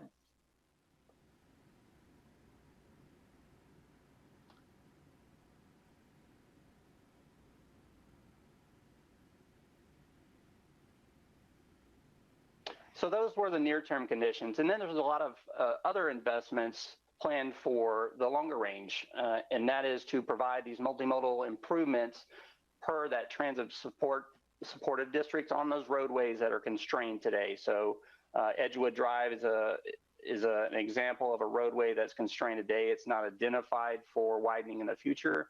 So the city's vision is really to make multimodal improvements to mitigate that capacity constraint in the future. Second condition will be to contribute to the construction of Fort Fraser Trail if there is a shortfall. That trail will then need to have pedestrian connections, which will be a developer obligation. And then the actual construction of the transit superstop, which will be a substantial investment. A question came up, what does that actually look like?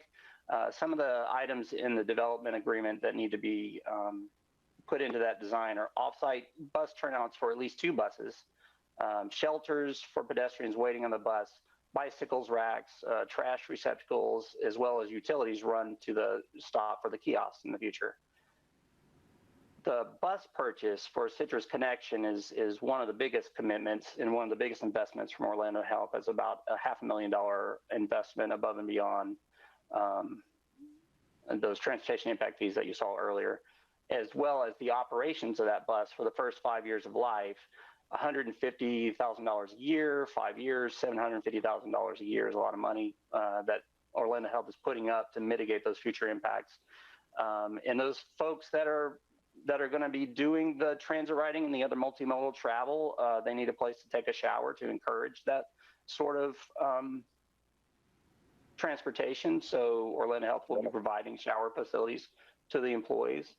And finally, dedicated carpool and van pool spaces. Next slide.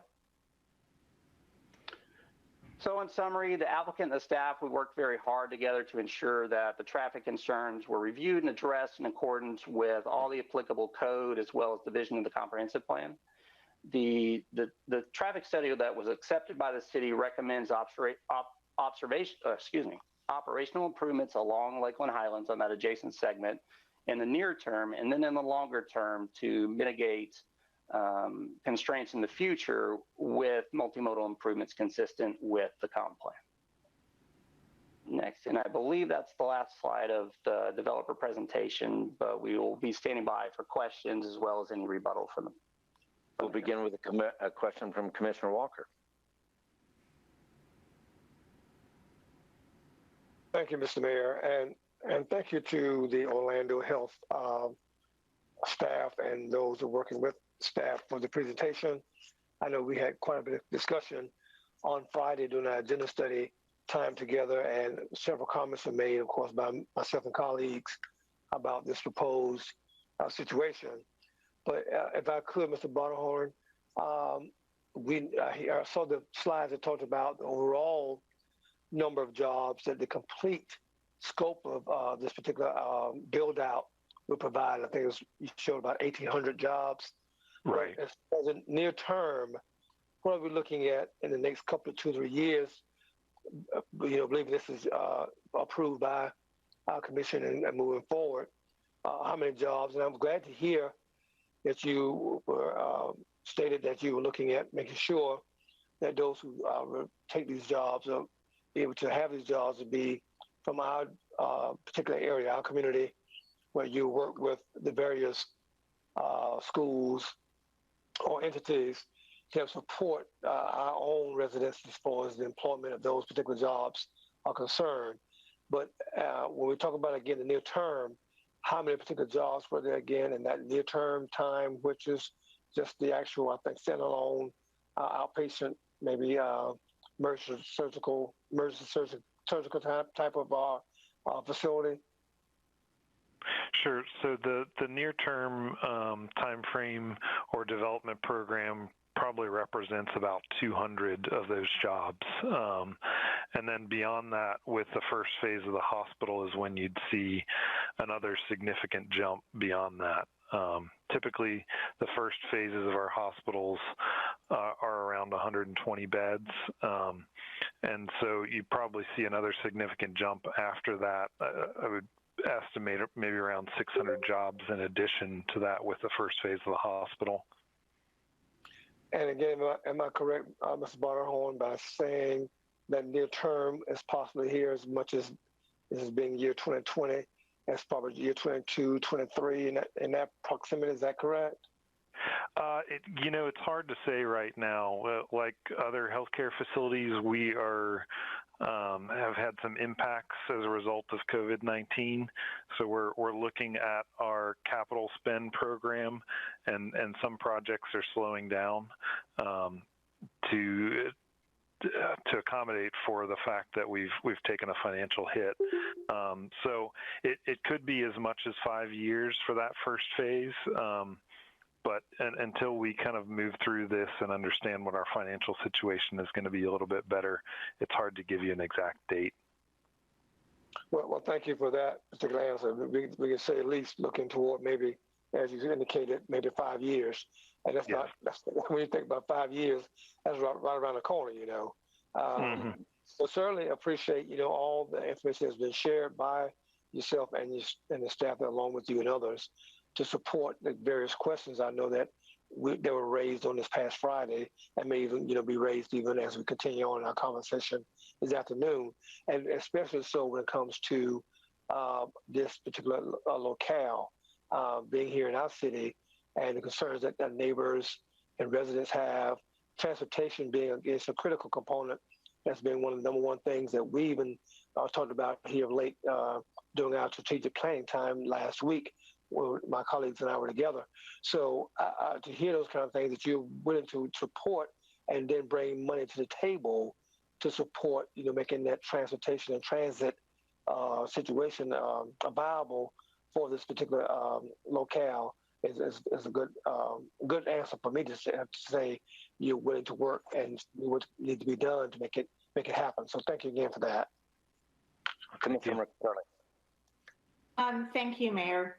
I actually have a couple questions on the same train of thought as Commissioner Walker. I know we were talking about nursing. What about the leadership? Will there be local leadership hired to help direct the process at this site, or will everyone be out of Orlando? No, there would definitely be local leadership. So there'd be local hospital administration, president, COO, chief nursing officer, et cetera, in Lakeland at this location. Thank you. And then as far as your lines of service, we are one of the most impoverished areas, MSAs, in the state of Florida.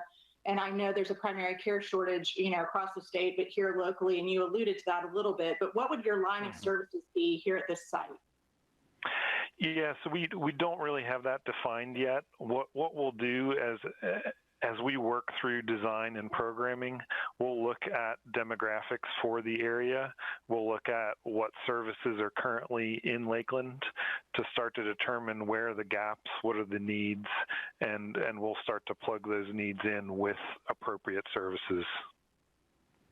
So you wouldn't just strictly be looking at profit center lines like cardiac or anything like that. We have a big indigent healthcare population, and I would assume that with your transit plans, especially of supporting Citrus Connection, that would be more help for indigent healthcare, so we could disperse maybe some of those to the regional hospital here to also to your hospital.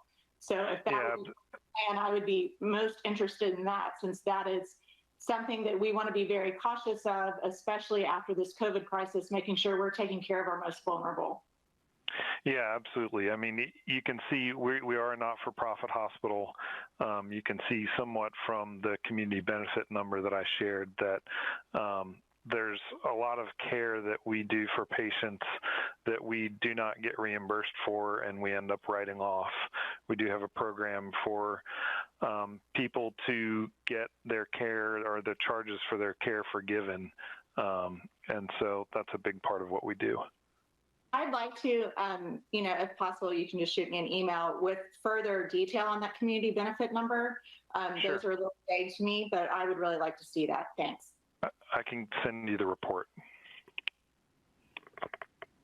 Aaron, perhaps another way to answer that question would be to take a look at your Lake Mary facility as an example, since you're doing some build out there.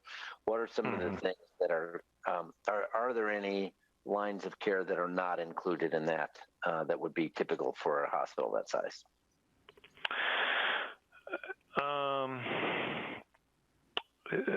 I'm not sure I fully understand your question. Well, in other words, lines of care that are not included?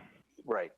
Do you have mental health as a piece of that pie? What are some of the more indigent related lines that may not always be included? Sure. We do have a mental health care facility up in Seminole County near Lake Mary already. We do have primary care there as well. Pediatrics, cancer, cardiology. We have a pretty wide range of services there. Orthopedics. We do have orthopedics. Mm-hmm. And typically in our medical pavilions, what you'll see are specialty services like that, in addition to pharmacy, lab, surgery center, other things where you could go that's kind of a one-stop shop for anybody that needs specialized care, primary care, so they don't have to go multiple places. Okay, good. Any other questions from commissioners? So I see you all back full screen again. Commissioner Walker. If I may ask, Mr. Mayor, if you allow me, I want to make sure I hear from our staff as well, Ms. Mayo and Mr. Barnby, as to if you particularly see if there was things or not seeing some things that have not been addressed, or any concerns that we need to know about as we move forward, this particular situation is being moved forward.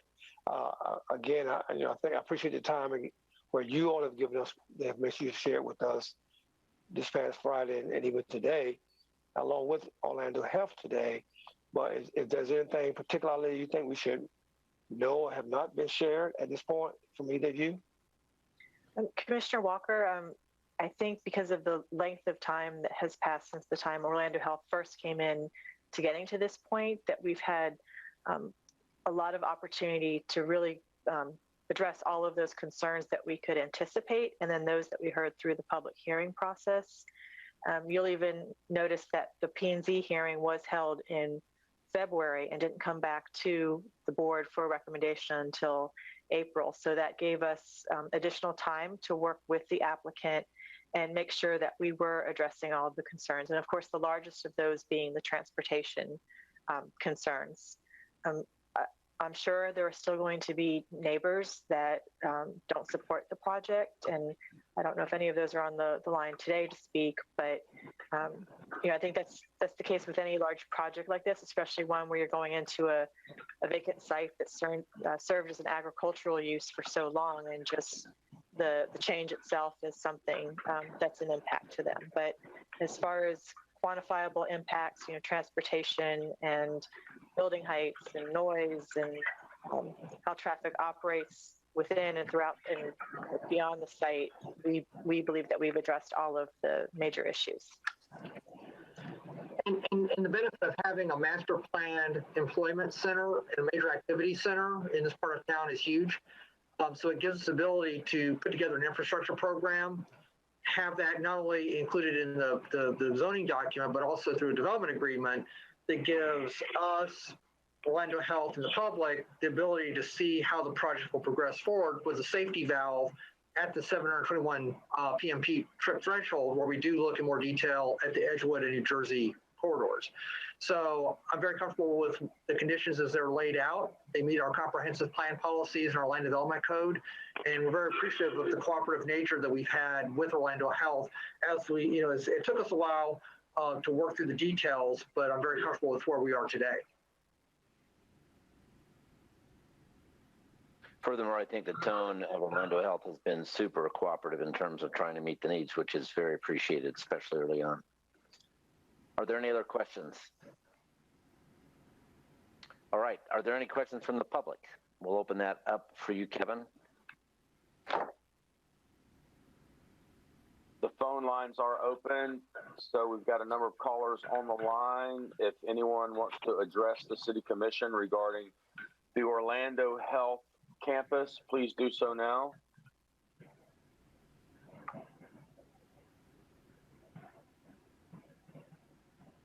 Okay, not hearing any questions. This is our, wait, am I hearing one now?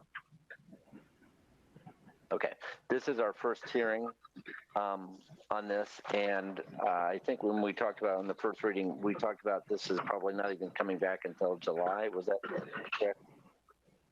For the second hearing. So we're not in a, nothing's in a rush. There's plenty of time to address some of those issues. If some constituents have any issues or questions they'd like to direct us as commissioners or to certainly community development, please don't hesitate to do so. We'd love to hear. And if you are finished with that, sir, then we will cease to meet as a commission since there's no action required for first reading, and we will start to resume as a community redevelopment agency. And I do need to read into the record, and we need to open up for public hearing the next ordinance, which is the amendment to the future land use map through comp plan. That's proposed ordinance number 20-022. An ordinance relating to local government comprehensive planning, making findings, providing for large-scale amendment number LUL 20-001 to the future land use map of the City of Lakeland Comprehensive Plan to change the future land use designation of approximately 79.6 acres located south of State Road 570, east of Lakeland Highlands Road, and north of Winter Lake Extension Road from County Residential Low 1, RL1, to City Office Center, providing for severability, providing an effective date. This is simply the amendment to the comprehensive plan, the city's comprehensive plan future land use map for the same project we just heard extensive testimony on. But we do need to open up each one of these ordinances for a public hearing. All right, so is there anyone who would like to make a comment as a commissioner first on this? And if not, since we've talked about it anyway, is there anyone on the audience that would like to make a comment on proposal 20-022? Then we have now properly addressed that, sir, and I thank you for not allowing me to railroad past it. Now we will cease to meet as a commission and meet as a community redevelopment agency to discuss the award of bid number 35. And we have our CRA manager, Elise, come go with us. There you are. I find you there. Thanks, Elise. We're all ears.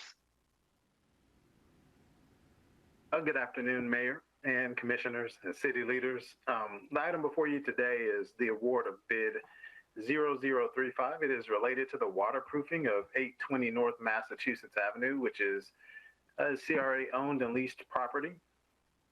The building was purchased and renovated by the CRA.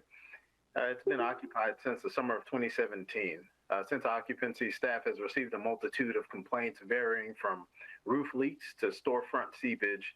And we also graded what you see here as the south elevation of the property, and we extended a knee wall that's located along this elevation as well to keep water out of the premises, which makes it very difficult to operate events. In total, we've spent approximately $90,000 to no avail relative just to the solutions. And so staff consulted with the city facilities team. We also brought in a consultant, PSI Intertech, to consult. They conducted a stress test on the facility, which revealed several deficiencies throughout the building in mortar joints, cracking in the walls, plant growth within the walls as well. So after reviewing a full report from PSI, staff issued an invitation to bid to perform the necessary repointing, resealing, and waterproofing repairs, which you can see are highlighted as deficiencies here in the images on the screen. And this is the north front of the building as well, where all this has to be cleaned out and resealed. Then on the interior of the facility as well, you can see the voids where the light is shining in through the structure. You can also see the deterioration of the brickwork, which needs to be repointed there. So after performing the stress test, we issued the bid. None of the respondents were local entities or local firms. PSI provided an addendum to normalize all the bids that we received because there were some pricing issues. But ultimately, we received 5 responses, the lowest and most qualified being deemed Crystal Companies out of Jacksonville Beach. We also performed a reference check on that entity as well. The CRA Advisory Board heard this at their regular May meeting, voted unanimously to recommend the notice of award to Crystal Companies in the amount of $155,327.66.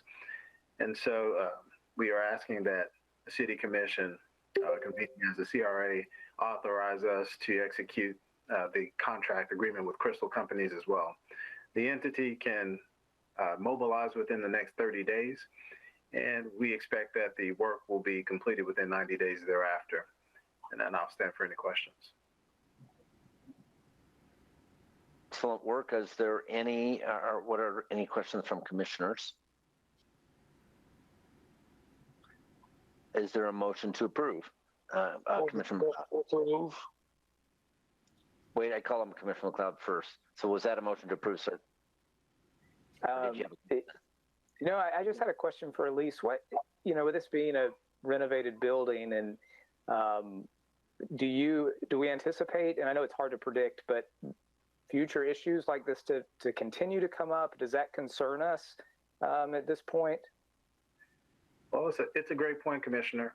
It is a large campus, and there can be other issues specific to this building. Though we've had some sewer issues that were remedied as well, but we think that this can be a solution. The recommendation that came through, we were told that this is a 10 to 15 year fix. So, I think that we have to be budgeting for these types of repairs down the line, just because of the age of the building and the type of building that we have here, with it being a brick structure. But we don't see this as something that will occur, on an annual basis. Thank you. There was a motion by Commissioner Walker and a second by Commissioner McCarley to accept this bid. Discussion by commissioners. Seeing no discussion, Kevin, can you open up for any public hearing or any public discussion that wants to take place? The mics are open for all the callers now.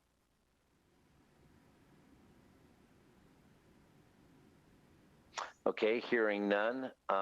This is a voice vote, and we'll do that by hands. All those in favor signify by raising your hand. Opposed, same. Unanimously passes. Thank you very much, by the way, to the community redevelopment team for getting this work done. I know this has been difficult to accommodate, and I think it, on a long-term basis, is a great opportunity for us to get that project right. So thank you very much. I know it's a lot of work. Thank you, Mayor.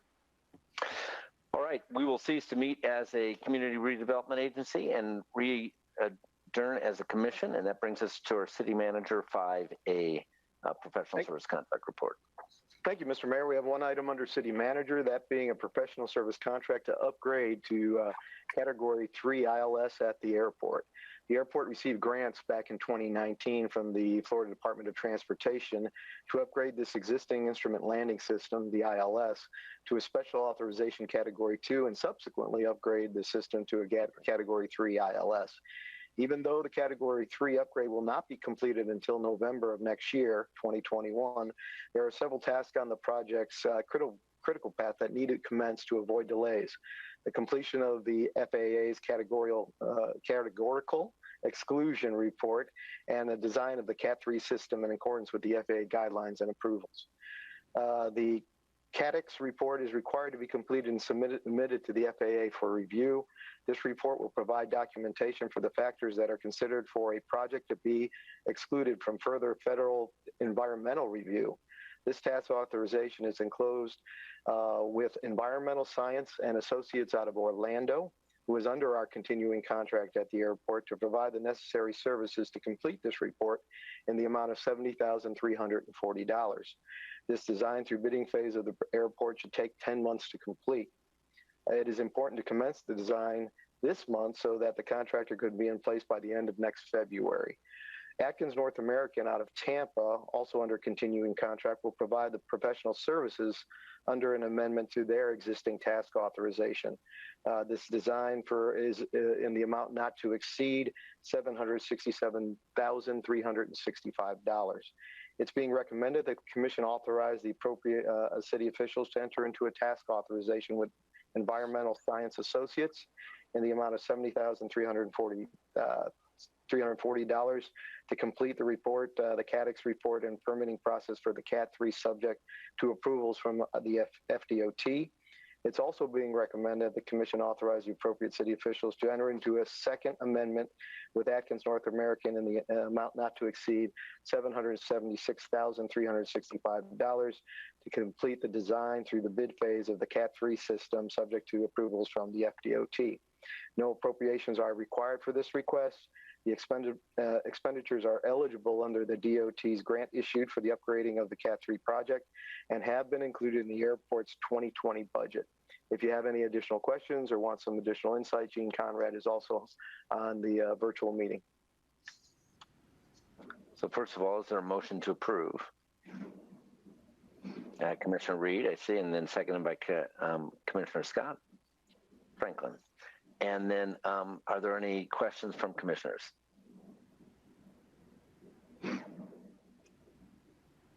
Are there any questions by the audience?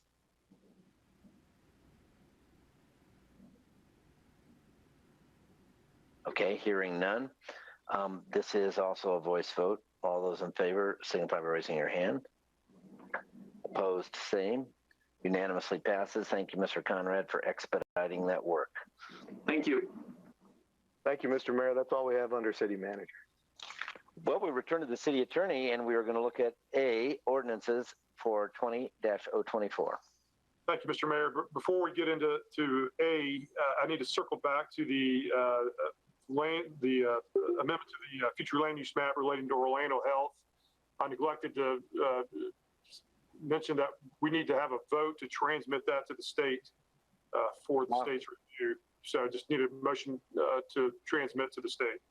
I see that from Commissioner Walker and a second by Commissioner Madden. Okay. Discussion on the transmission of that reading and land use. Yes, Commissioner Reed. Palmer, how does this differ when we have a right to do our own expedited changes? Why do we have to send this to Tallahassee?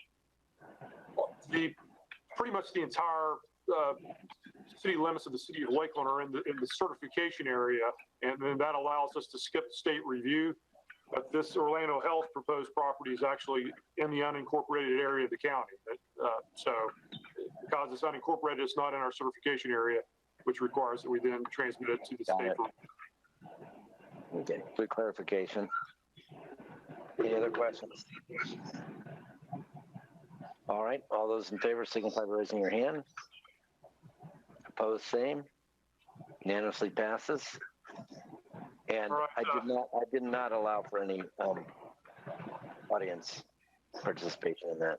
Yeah, you'd already opened that up, so I think we're good on that. Okay, all right. Okay, circling, going back to the ordinance for first reading, this is also related to Orlando Health, just because of just state law legalities. This one does not require a public hearing on the first reading. It will come back for second reading and a public hearing in July when the annexation and land use ordinances come back to you for public hearing. This proposed ordinance number 20-024, an ordinance relating to zoning, adopting findings, providing for PUD, land unit development, zoning to allow a freestanding emergency room, ambulatory surgical center, medical office use, retail uses, 150-room hotel, and hospital with up to 360 beds on approximately 79.6 acres, located south of State Road 570, the Polk Parkway, east of Lakeland Highlands Road, and north of Winter Lake Extension Road, providing for suburban special purpose context district on the property, finding conformity with the comprehensive plan, providing an effective date. Once again, that does not require a public hearing. That will come back for public hearing in July when the land use and annexation ordinances come back to you. We have one resolution for consideration and vote today, and that is proposed resolution number 20-023, a resolution approving and authorizing execution of a local agency program agreement between the Florida Department of Transportation and the City of Lakeland for the funding of design, construction, and construction engineering inspection services for 3 Parks Trail West, making findings, providing an effective date. All right. Is there a motion to approve? Commissioner Walker, and a second by Commissioner McCarley. Discussion by commissioners. Makes our 3 Parks Trail even more virile.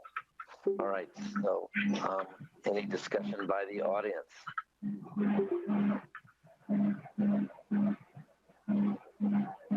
Hearing none, this is actually a roll call vote, and so we'll begin with Commissioner Walker. Aye. Commissioner McCarley. Aye. Commissioner Franklin. Aye. Aye for myself. Commissioner Madden. Aye. Commissioner McLeod. Aye. Commissioner Reed. Yes. All right, that unanimously passes as well. That takes us to C, sir. Okay, we have a couple items under C, and Ramona Siriani is going to present the item with Napa Auto Parts. Yes, we have an agreement with Napa as our on-site supplier of automotive parts for the city's fleet vehicles. This agreement will also entail Napa managing those parts in the inventory as well as issuing the parts as needed. We've had an existing relationship with Napa since approximately 2010. Our existing agreement with Napa is set to expire at the beginning of June.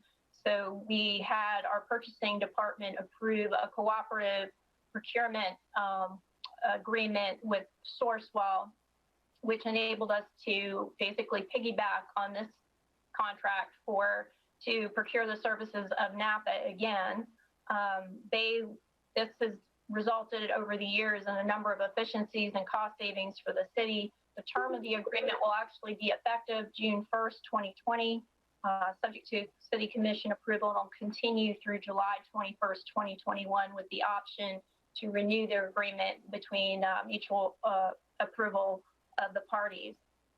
The structure of the agreement is so that billing will occur at a 10% gross profit rate for material purchases and inventory issuance, both for Napa supplies and non-Napa parts. All right. And the city spends approximately $2 million a year in terms of parts and product. And this is included in Fleet's FY20 budget and proposed FY21 budget, subject to the City Commission's approval. Is there a promotion? Is there a motion to approve? Commissioner McLeod, and seconded by Commissioner McCarley. Discussion on the motion. This is a continuation of a really great relationship we've shared, which is very good. Thank you, Mr. McLean, for getting that organized. Any discussion by the audience?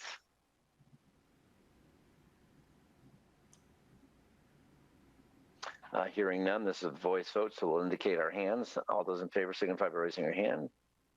Opposed, same. Unanimously passes, and thank you once again for that great work, Gary.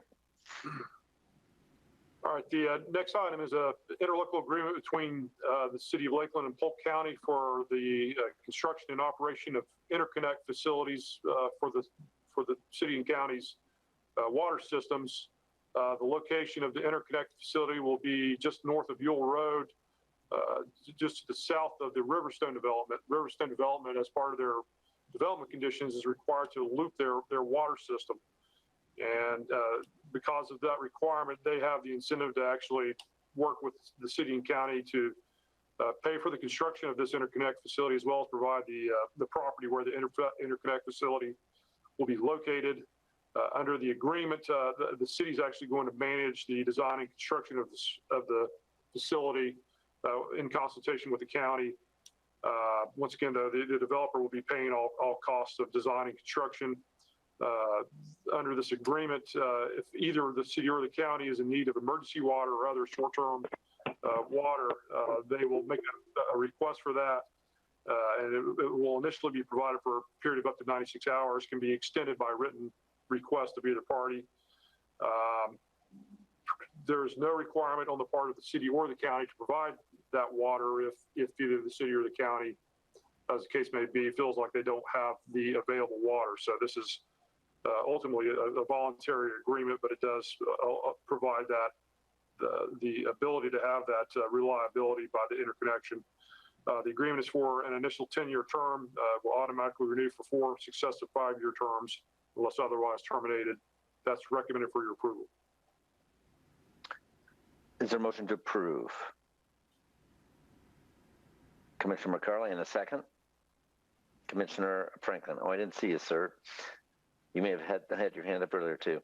This discussion is something that we have tried to do at multiple points around the city as we go along, so that we have the ability to make sure we connect to other surrounding cities. I think we've done this with Polk City and Auburndale. Did we do a connection like this, similarly? Yes. Okay. So, and just make certain that we have the ability to keep people going in case an unanticipated circumstance takes place. Comments by commissioners? Any? Yes, Commissioner Reed. Thank you, Palmer. Will this in any way affect our capacity? Will it benefit our capacity? I don't know if it's a capacity question as much as a reliability issue. It improves the reliability of obviously the county and the city's systems.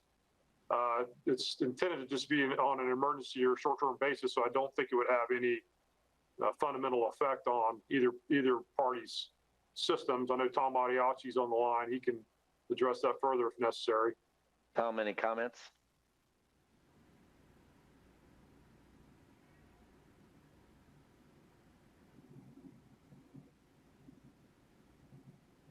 Not hearing from Tom. It doesn't change any of our allocations of gallons per day requirements or capacities or affect the PRWC. So it is independent. It's a fix if a problem. And that's what it is. Mr. Mayor, it's truly for redundancy more than anything else and protection. It's not unlike some of the connections we have with Plant City and some of the other cities. Gives us the opportunity to go ahead and receive water in an emergency situation. Very good. With that clarification, are there any comments from the audience?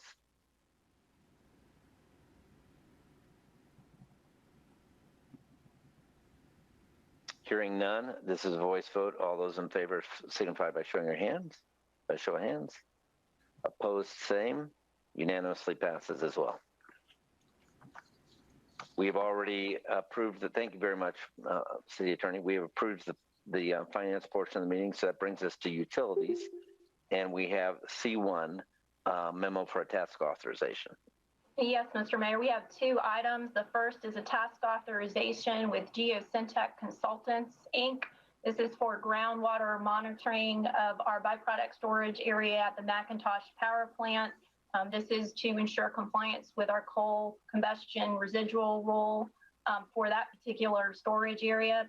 Part of this agreement will be reviewing existing well locations and groundwater data to assess the impacts.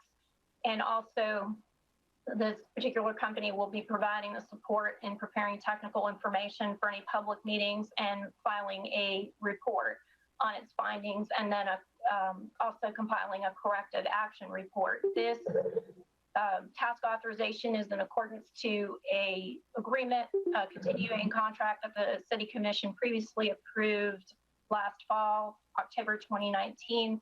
The total cost of the services is $109,610, and that is included in Lakeland Electric's FY 2020 budget. All right. Is there a motion to approve? So moved, Mr. Mayor. McCarley, and seconded by Commissioner Walker. Sean, anything to add to this that you wanted to mention? Nothing additional to add, Mr. Mayor. Thank you. Okay, thank you. Any discussion by commissioners? Any discussion by the audience? Yes. Yes, go ahead. Just state your name. Hi, this is Barry Friedman just calling. I want to check to see that this is actually working because there have been so few comments. Seems to be working, so we're good. All right. Thank you so much, Mr. Friedman, for the voice check. Are there any other? Bye-bye. Are there any other callers? All right. Seeing none, this is also a voice vote. All those in favor signify by raising your hand. Opposed, same. Unanimously passes. Thank you very much. The next one? Yes, the last item we have is an agreement with Crystal Companies LLC. This is for exterior building envelope repairs at the city's purchasing and T&D buildings. Back in February, the city's purchasing department issued an invitation to bid seeking qualified contractors to perform the services. That includes repairs, cleaning and recoating of the exterior surfaces, including flashings and access doors. We've had some water intrusion in those buildings. That's pretty significant. We received 4 contractors, issued bids. Crystal Companies LLC was the lowest, most responsible bidder with a bid amount of $175,663. They were able to meet all of the city's requirements and specifications, and this is included in Lakeland Electric's FY20 budget. All right. Is there a motion to approve? Commissioner Walker and seconded by Commissioner McLeod. Discussion by commissioners. This would be the same company that is going to do 820 North Mass as well. So that might have made it even more cost efficient for them to be here. Any discussion by the audience? Hearing none, this is a voice vote. All those in favor signify by raising your hand. Opposed, same. Unanimously passes. Thank you very much, Ms. Siriani. That brings us to the audience portion. Are there any audience comments whatsoever in any category whatsoever? And if so, this is the time to do that. We'll open up the phones and just state your name if so.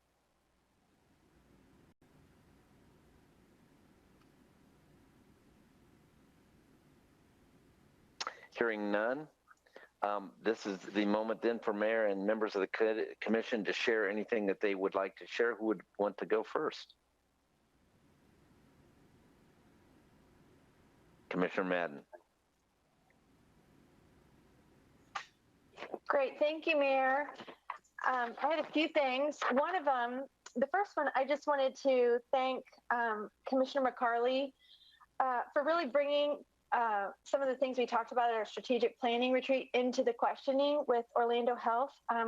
Sometimes it's kind of hard to think of questions off the cuff, but for you to be able to bring up both on Friday and today about local talent retention, recruitment, and then also to get more details on their compassionate care.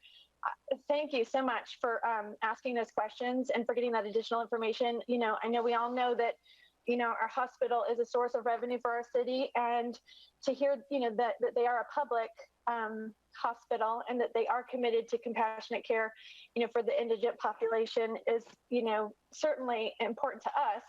And even though it might be, 5 years before they have any build outs, I just was really glad that you brought that up. And then also with their attention to working with our colleges and our nursing program. So thank you so much for bringing that up, even, with several details with regard to primary care, specialty care, physicians, et cetera. So thank you so much for that. I also wanted to say thank you to for our recycle educational collateral. So I don't know if you received yours in the mail, but Steve and I went over it. We thought we better teach ourselves before we start to teach the kids. But we were thrilled to get the sticker to put on our blue recyclable can, and are hopeful that this is going to make a big difference. Now, I will say that I love Publix, and it is a pleasure to shop there, but their plastic bags do say in big, I took a picture of it, but I don't know how to, put it on the screen, but it does say like recycle in big letters with the big recycle mark on all of their plastic bags. And so I don't know if we could, talk to somebody about that, but that certainly is a confusing message when that's one of our biggest culprits to recycling, that just, it's confusing that we can't really recycle that or put things in there. But so thank you so much for the educational resources in everyone's mailbox. And hopefully we're all at home and have plenty of time to figure that out before things get busy again. And then the third thing is, can I make one comment on that? Publix actually does, as I think most people know, their recycling of those bags, and they can recycle them. But you have to gather those bags separately and take those bags to the store. And there's a drop-off point when you go in by the carts for those to be dropped off. So you can't accumulate your own. They don't go in our recycling as a city. Because the way you want to just think about it is there's these little fingers that are going through pulling all the recycling down, and anytime bags get into those fingers, they can't work. So it's always about pulling that out. And so that's what I've done this with my children and grandchildren, as you can see, but that's how you can think about it. We want things that'll go through that can be flipped by fingers that are moving it forward. And the Publix bags are done with a separate process. And so they can be done, but you have to save them and take them to the store. Oops, I think I'm muted. You got unmuted again, Stephanie. Maybe here. Oh, if I kick you off, I'm going to feel very badly. Mute yourself. And then, there you go. You're back. Okay. Yeah. Sorry. I know. I hate to say it's my internet. This time of day is the worst, right when it hits 5. So the last thing is, I know that Julie Townsend sent us an email just before our meetings about the parklet design and that opportunity.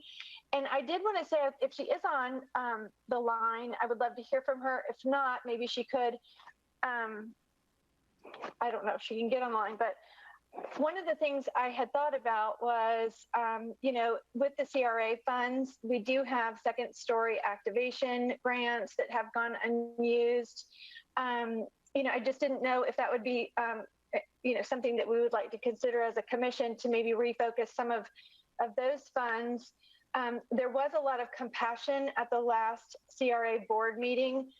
Even hearing requests for new grants was kind of difficult for the board when we know, it's hard to think about investing in new endeavors to remove blight when we want the ones that we've already invested to survive and make it.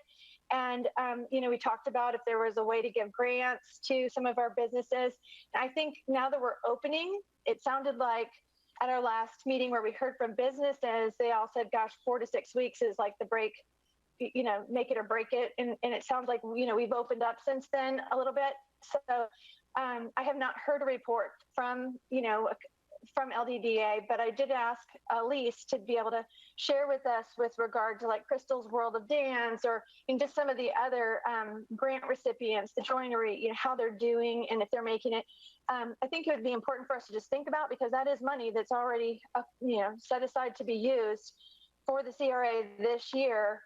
And like I said, the attitude of the board, it's just hard to think about investing in new things when you want to make sure, that everyone that you've already invested in is still viable.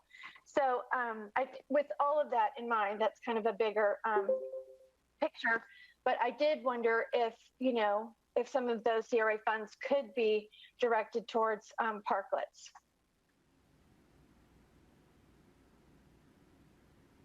I see Julie. So Julie, there's a broader question. Did you hear it earlier on parklets and some other funds that CRA might have from Commissioner Madden to think about redirecting? And not that we're trying to do this spontaneously, but you might want to just do a quick recap, Commissioner Madden.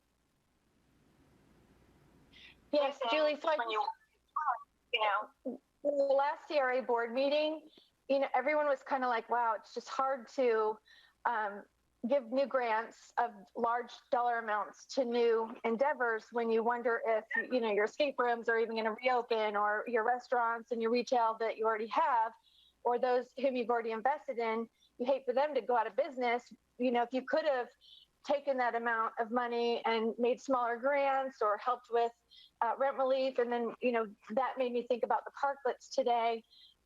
is, if there's a way to kind of think about, some of those CRA dollars that were for second story activation or, in a unique way, because these are unique times. I just want to, I don't know exactly what all, I know they all have rules and specifications for the types of grants that CRA has, but I certainly wanted to bring it to my colleagues because it's kind of what everyone's doing, trying to look at things differently because, we're in unprecedented times. So, I did want to bring that up with, kind of as a big picture to the LDDA businesses, to our CRA grant recipient businesses, how they're doing, surviving, and then go into the parklet idea. Like, is there CRA money that could be appropriated for parklets? Well, Elise is in charge of CRA money, so I know he doesn't want me to answer that.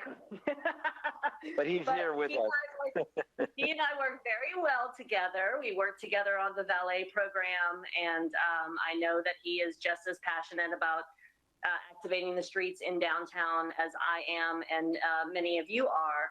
And so, as I said before, the business's main concern immediately was getting the to-goes. It was 50% plus of their business, in the last couple of weeks. So they really needed to go curbside. And I've been monitoring that every day, asking them every day, as to-go orders become less of the percentage of your sales, how are people with outdoor seating? And I'm hearing that from several businesses that people fill up outside before they fill up inside. So outdoor seating is important, and that's why we've been working on it for a long time.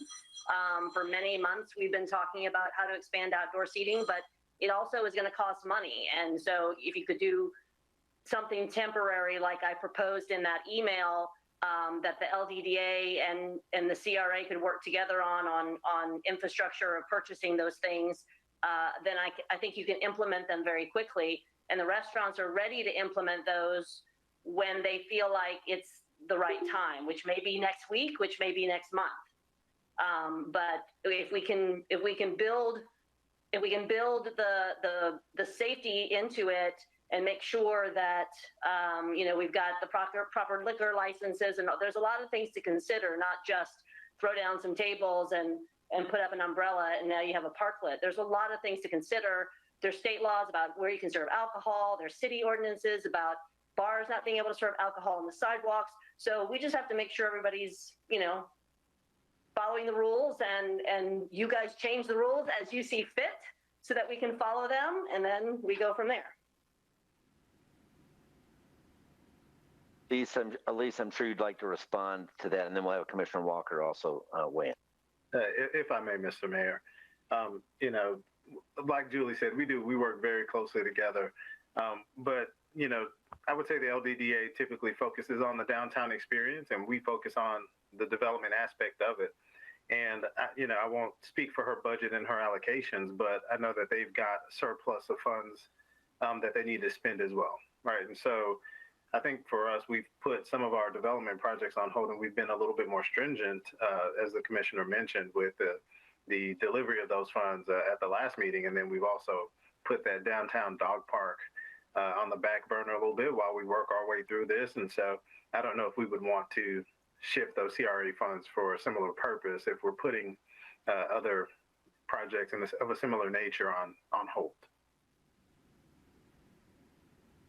Good comment, sir. Commissioner Walker.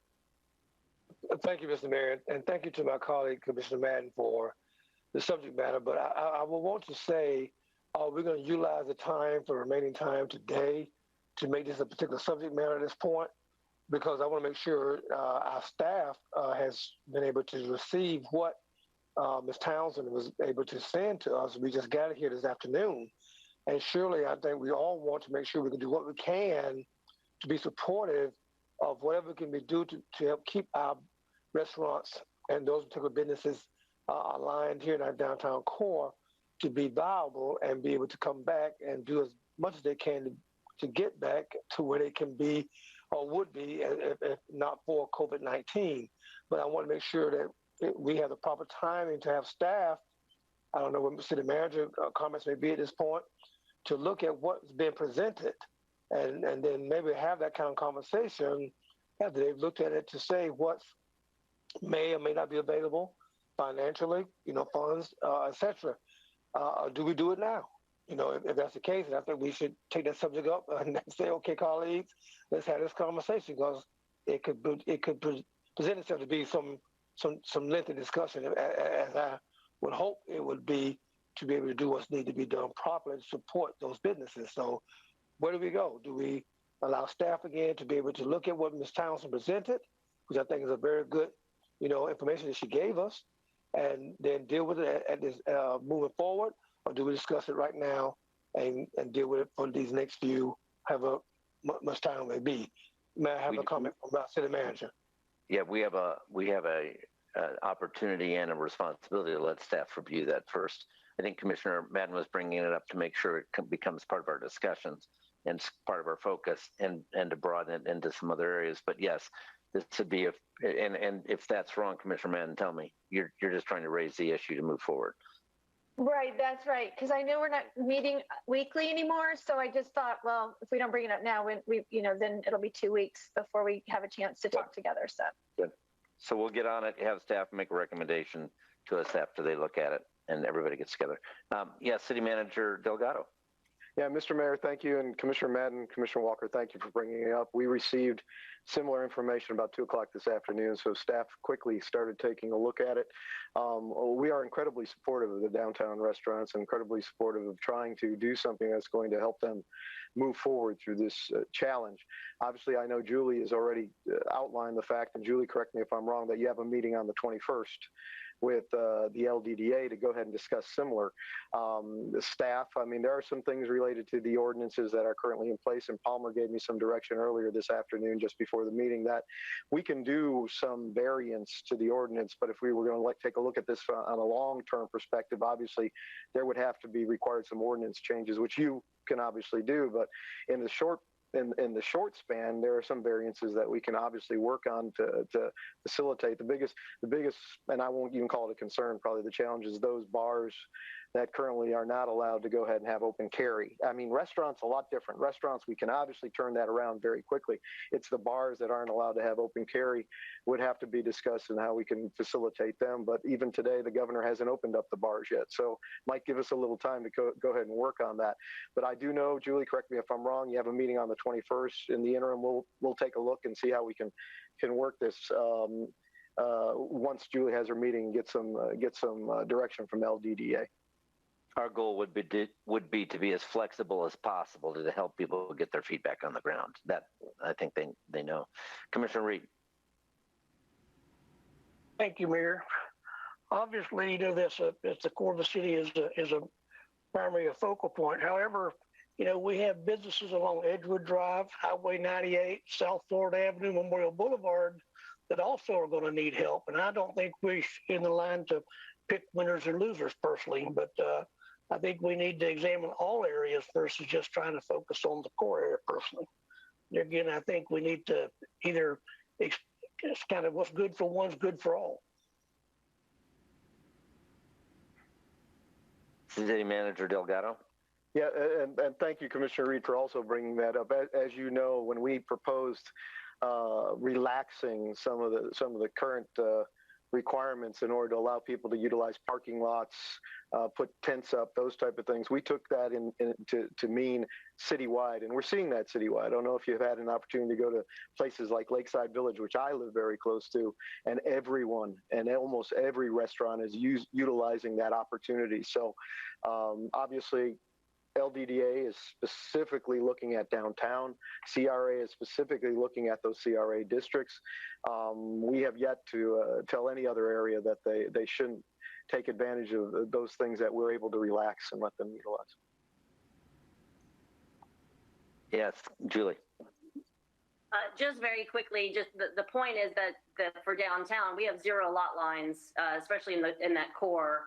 You step out on the sidewalk, you're no longer on the property of that business or that property owner, and that's really, we have to come to you for those permissions. Whereas if we had a parking lot, La Imperial, for example, is in downtown, she has her own parking lot, she would fall more into the other businesses being able to utilize the tents in their own parking lot. But this is city property that we're talking about. Commissioner Reed? Thank you. I wasn't so much talking about the setback, Julie. I was more confirmed with the funding component. Got it. And that's another distinction, because LDDA does have some funds of their own, and if they want to fund some things, that can be done differentially too. All right. Anything else, Commissioner Madden? You finished? Well, I did, while we were talking about being so flexible and relaxing our codes, I just wanted to thank staff, for certainly the parking lot space and the city, sidewalk space. That was absolutely huge. And I was going to echo what City Manager Delgado said about, I've seen restaurants all over town using that. And so thank you so much. And I just want to say that every time I drive around, I know that we spend a lot of time on our sign ordinance. And I know that anytime you put your heart and soul and community discussion into stuff, it's sacred. But thank you to city staff and to our manager and to my colleagues. Every time I see signs, they don't look tacky to me right now. They say we are still in business. And that is a sign that we are still alive in Lakeland. And so thank you so much to all of our city staff for every single accommodation. One thing, early on, even in at the federal level, when President Trump said, this might mean unprecedented regulation. I don't know what else he said, that speech, but that somehow spoke to me that doesn't cost us any money, but it's something that we can do immediately to show support. And that is to say, you know what, if we can loosen up our regulations right now in these unprecedented times, to show our support and help our businesses survive, then I'm all about it. And I can't do it just one person on the commission. So thank you to my colleagues, and thank you to our management team and everyone who has been so flexible and nimble and responsive. And I'm so appreciative. So thank you so much. Hear, hear. Thank you. I think we all echo that. Commissioner Walker. Thank you, Mr. Mayor. I wanted to take time out to say thank you to Lakeland Police Department and the support that was given on this past weekend, where there were over 300 plus people tested, in our what we call more underserved and neglected community here in our city, with the support given by the Polk County Health Department, Dr. Jackson, of course, our staff, and was pretty much on the campus of New Bethel AME Church on MLK Avenue. I think a couple of you are probably aware I had death in my family this weekend, so I was busy with the family and funeral. But as I was getting ready to back out my driveway about between 8 and 8:30 Saturday morning to head to down South Florida area for a funeral, Southwest Florida excuse me, Fort Myers. The line of cars is already backed up. I'm only about a stone throw from my house where I live to New Bethel AME Church campus off MLK, and right there off 98 North from where I live. And even one lane of 98 North is already beginning to be backed up. But again, thank you to all the support given by our police department to support under that traffic that was coming in as early as that morning, backing up on 98 North, coming over onto Tucker to get down to MLK for the testing that was done. And I understand I'm talking and seeing some things as I got back in town late evening, Saturday night. There were over 300 plus this tests were given, and I heard Dr. Jackson on the call this morning today. If you all know, those of us on the call at 12 noon, that she was saying and indicated that not only is it even needed more so than our Lakeland community when it comes to our underserved and neglected community, but also all around the county. It's needed. And hopefully, she said that it can be some support given as we move forward with this COVID-19 situation to have more testing done in those pockets of our county and those communities as well. So again, hats off to the LPD for the support given, and I really appreciate that. Very interesting webinar this morning by FLC. For those who may be on the call and then heard that before our EOC conference call, And one of the subject matters to deal with was summer programming and where we're going with that and how some cities are dealing with it across the state of Florida. And was there very interesting information shared with what how I think out of the box kind of subject matter was dealt with in parts of our state where to support some kind of way for summer programming for our children, especially with parents having to go back to work and needing that kind of support. So I know that our staff has looked to see what could be done. And our governor even mentioned this past few days that's something to be looked at. We haven't heard that something yet from him in the direction with summer programming, but he did mention it as he said, because our children need a place to go, especially with children. I mean, parents having to go back to work as well. But I heard some of the nonprofits that are working with some of the cities around the state with like Big Brothers Big Sisters and Boys and Girls Clubs and Girls Inc. All those working with, but the challenge has been, of course, that I heard from those on the phone call this morning was not having many facilities, because outside of the schools, many cities do use to help support the programming for summer camps or summer programming. They're very limited.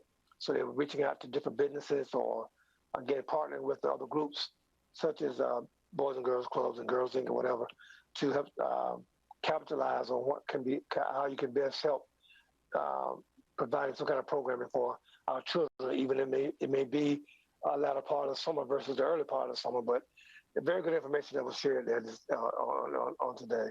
So happy Memorial Day to everybody. We got a weekend coming up to celebrate Memorial Day, and as we do that as best we can here under the conditions that we have to live under at this point, and we wish you all a blessed and safe Memorial Day weekend with you and your families as best. Thank you.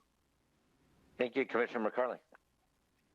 I just want to take a moment to thank staff for the strategic planning retreat last week. I know that was really hard pressed to pull that together and keep us safe and spread out, which I think went really well. But I really appreciate all the forethought that went into that, all the hard work and diligence, and how you pivoted during this crazy time to make sure that was still happening and that all the commissioners' voices were heard. I think Dr. Craig Collins was a great addition to the days, and I appreciate all the work he did, going into that retreat and talking and meeting with all of us, as well as, what we started with and then what we're ending up with are probably two very different things because of the crisis that happened in the middle. So thank you to all the staff that worked so hard. I know, Tony, you guys did a great job pulling that together and really working diligently on that. And so I just wanted to say thank you. And then one other thing really quick, just to go off of Commissioner Walker, about probably a month ago now, the time is such a mess, but I was able to sit on a FLC, Florida League of Cities webinar about neighborhoods and children that I don't think I ever reported on because we were in the height of talking about a lot of other things when we were getting together each week. But they are very thorough, and I think they really support all the municipalities really well throughout the state in providing these webinars to consider not only our regular municipal business, but things like childcare that Mrs. Madden brought up at strategic plan last week too, of how we're moving forward and caring for our families and caring for people who have to go back to work and figuring out ways with Parks and Rec and with other nonprofits in the area. Just to also commend staff, I was able to read, and I think all of us got the standard operating procedures for the camps if we decide that we're able to do that. And I thought they were very thorough. I went through them with a fine tooth comb. I thought the tennis camp outline was excellent.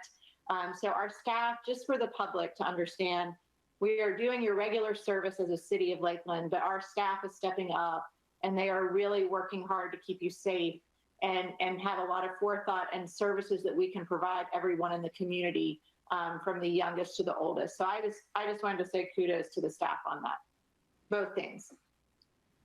It's absolutely true. And they're flexible in the process of that, as they do so. Other comments from commissioners? Commissioner McLeod. Thank you. And it may be the 5 o'clock broadband, but I'm seeing a delay as well. So I don't know if my words are delayed, but here we go. Talking about camps, and thank you, Commissioner Walker, for bringing that up, and as well as an update on what other cities are doing. It's my desire that we can see some sort of modified camp program for kids in Lakeland, even if it means a later start, fewer camps. But when I see notices of counties or cities that have decided they're closing camps altogether, that's hard. And I know that's hard for a lot of parents. And so I know staff, Tony, and your team,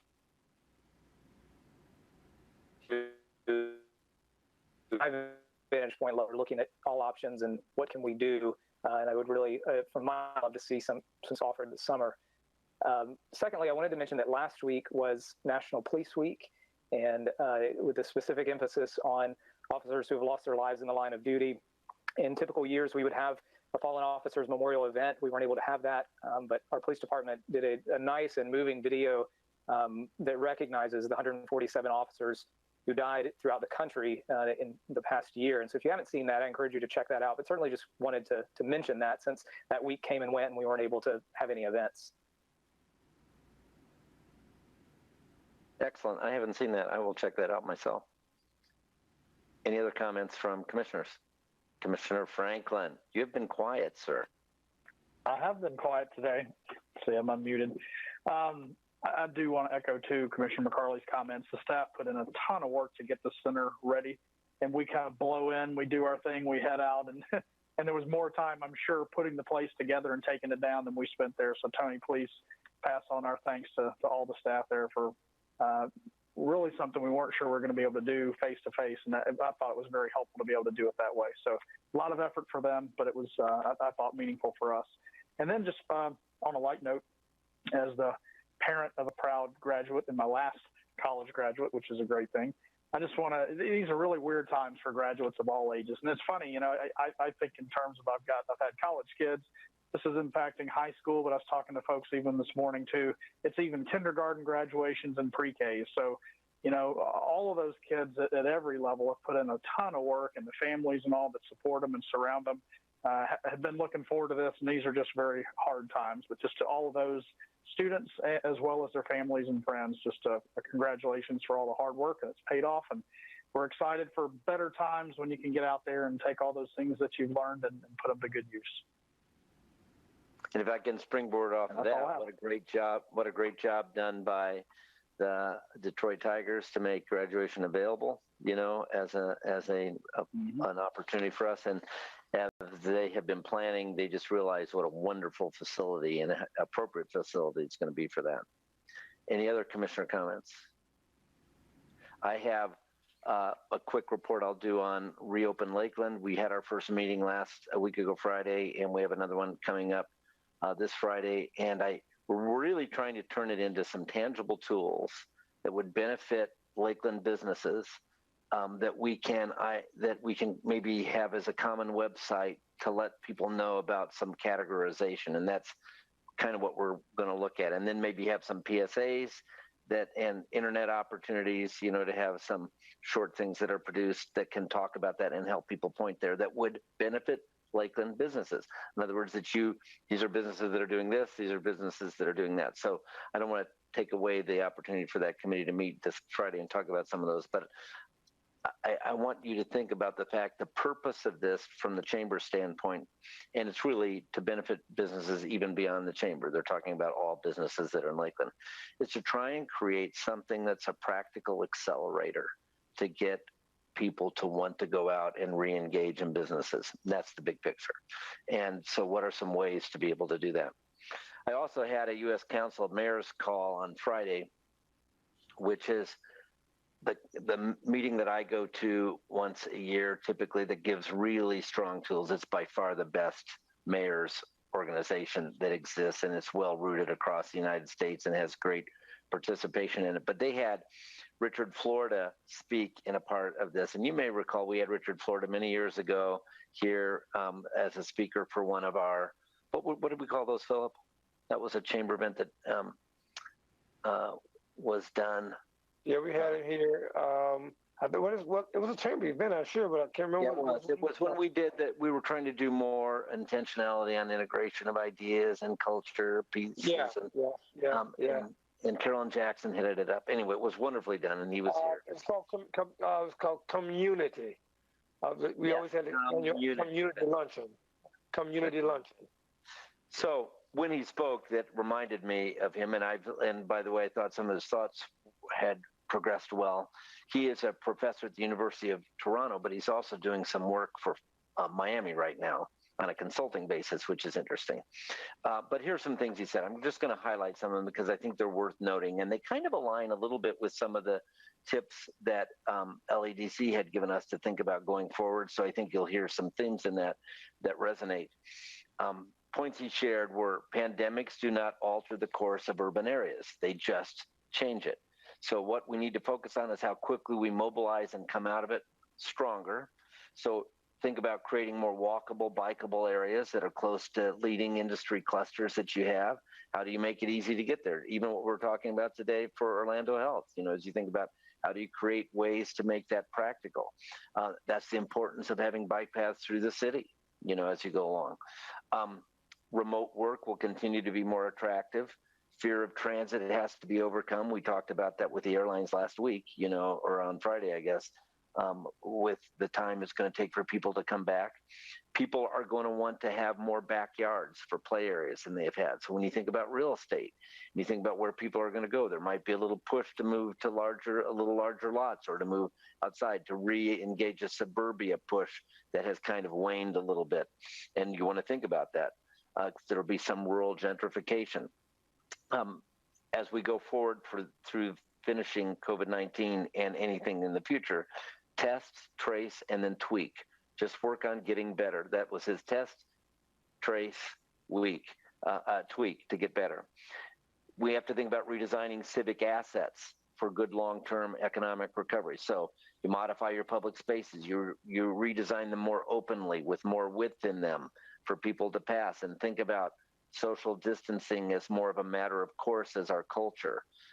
You want to make sure you're giving Main Street all the technical assistance that it needs. And they talked about parklets and the ability to let restaurants expand a little bit. And in the meantime, protect the arts and the creative economy, create local opportunities for arts and culture, create some opportunities for local chefs to be able to do some things. And think about the broader reopening. Universities, supporting your universities locally said is extremely important, because you have to have students want to come back. You have to have parents want to have them be safe, feeling that they can come back to a place and a community at large that's taking care of them and has some high standards in place. To think about how, and then of course, all the economic support that universities provide. So we want to think about how we can support them.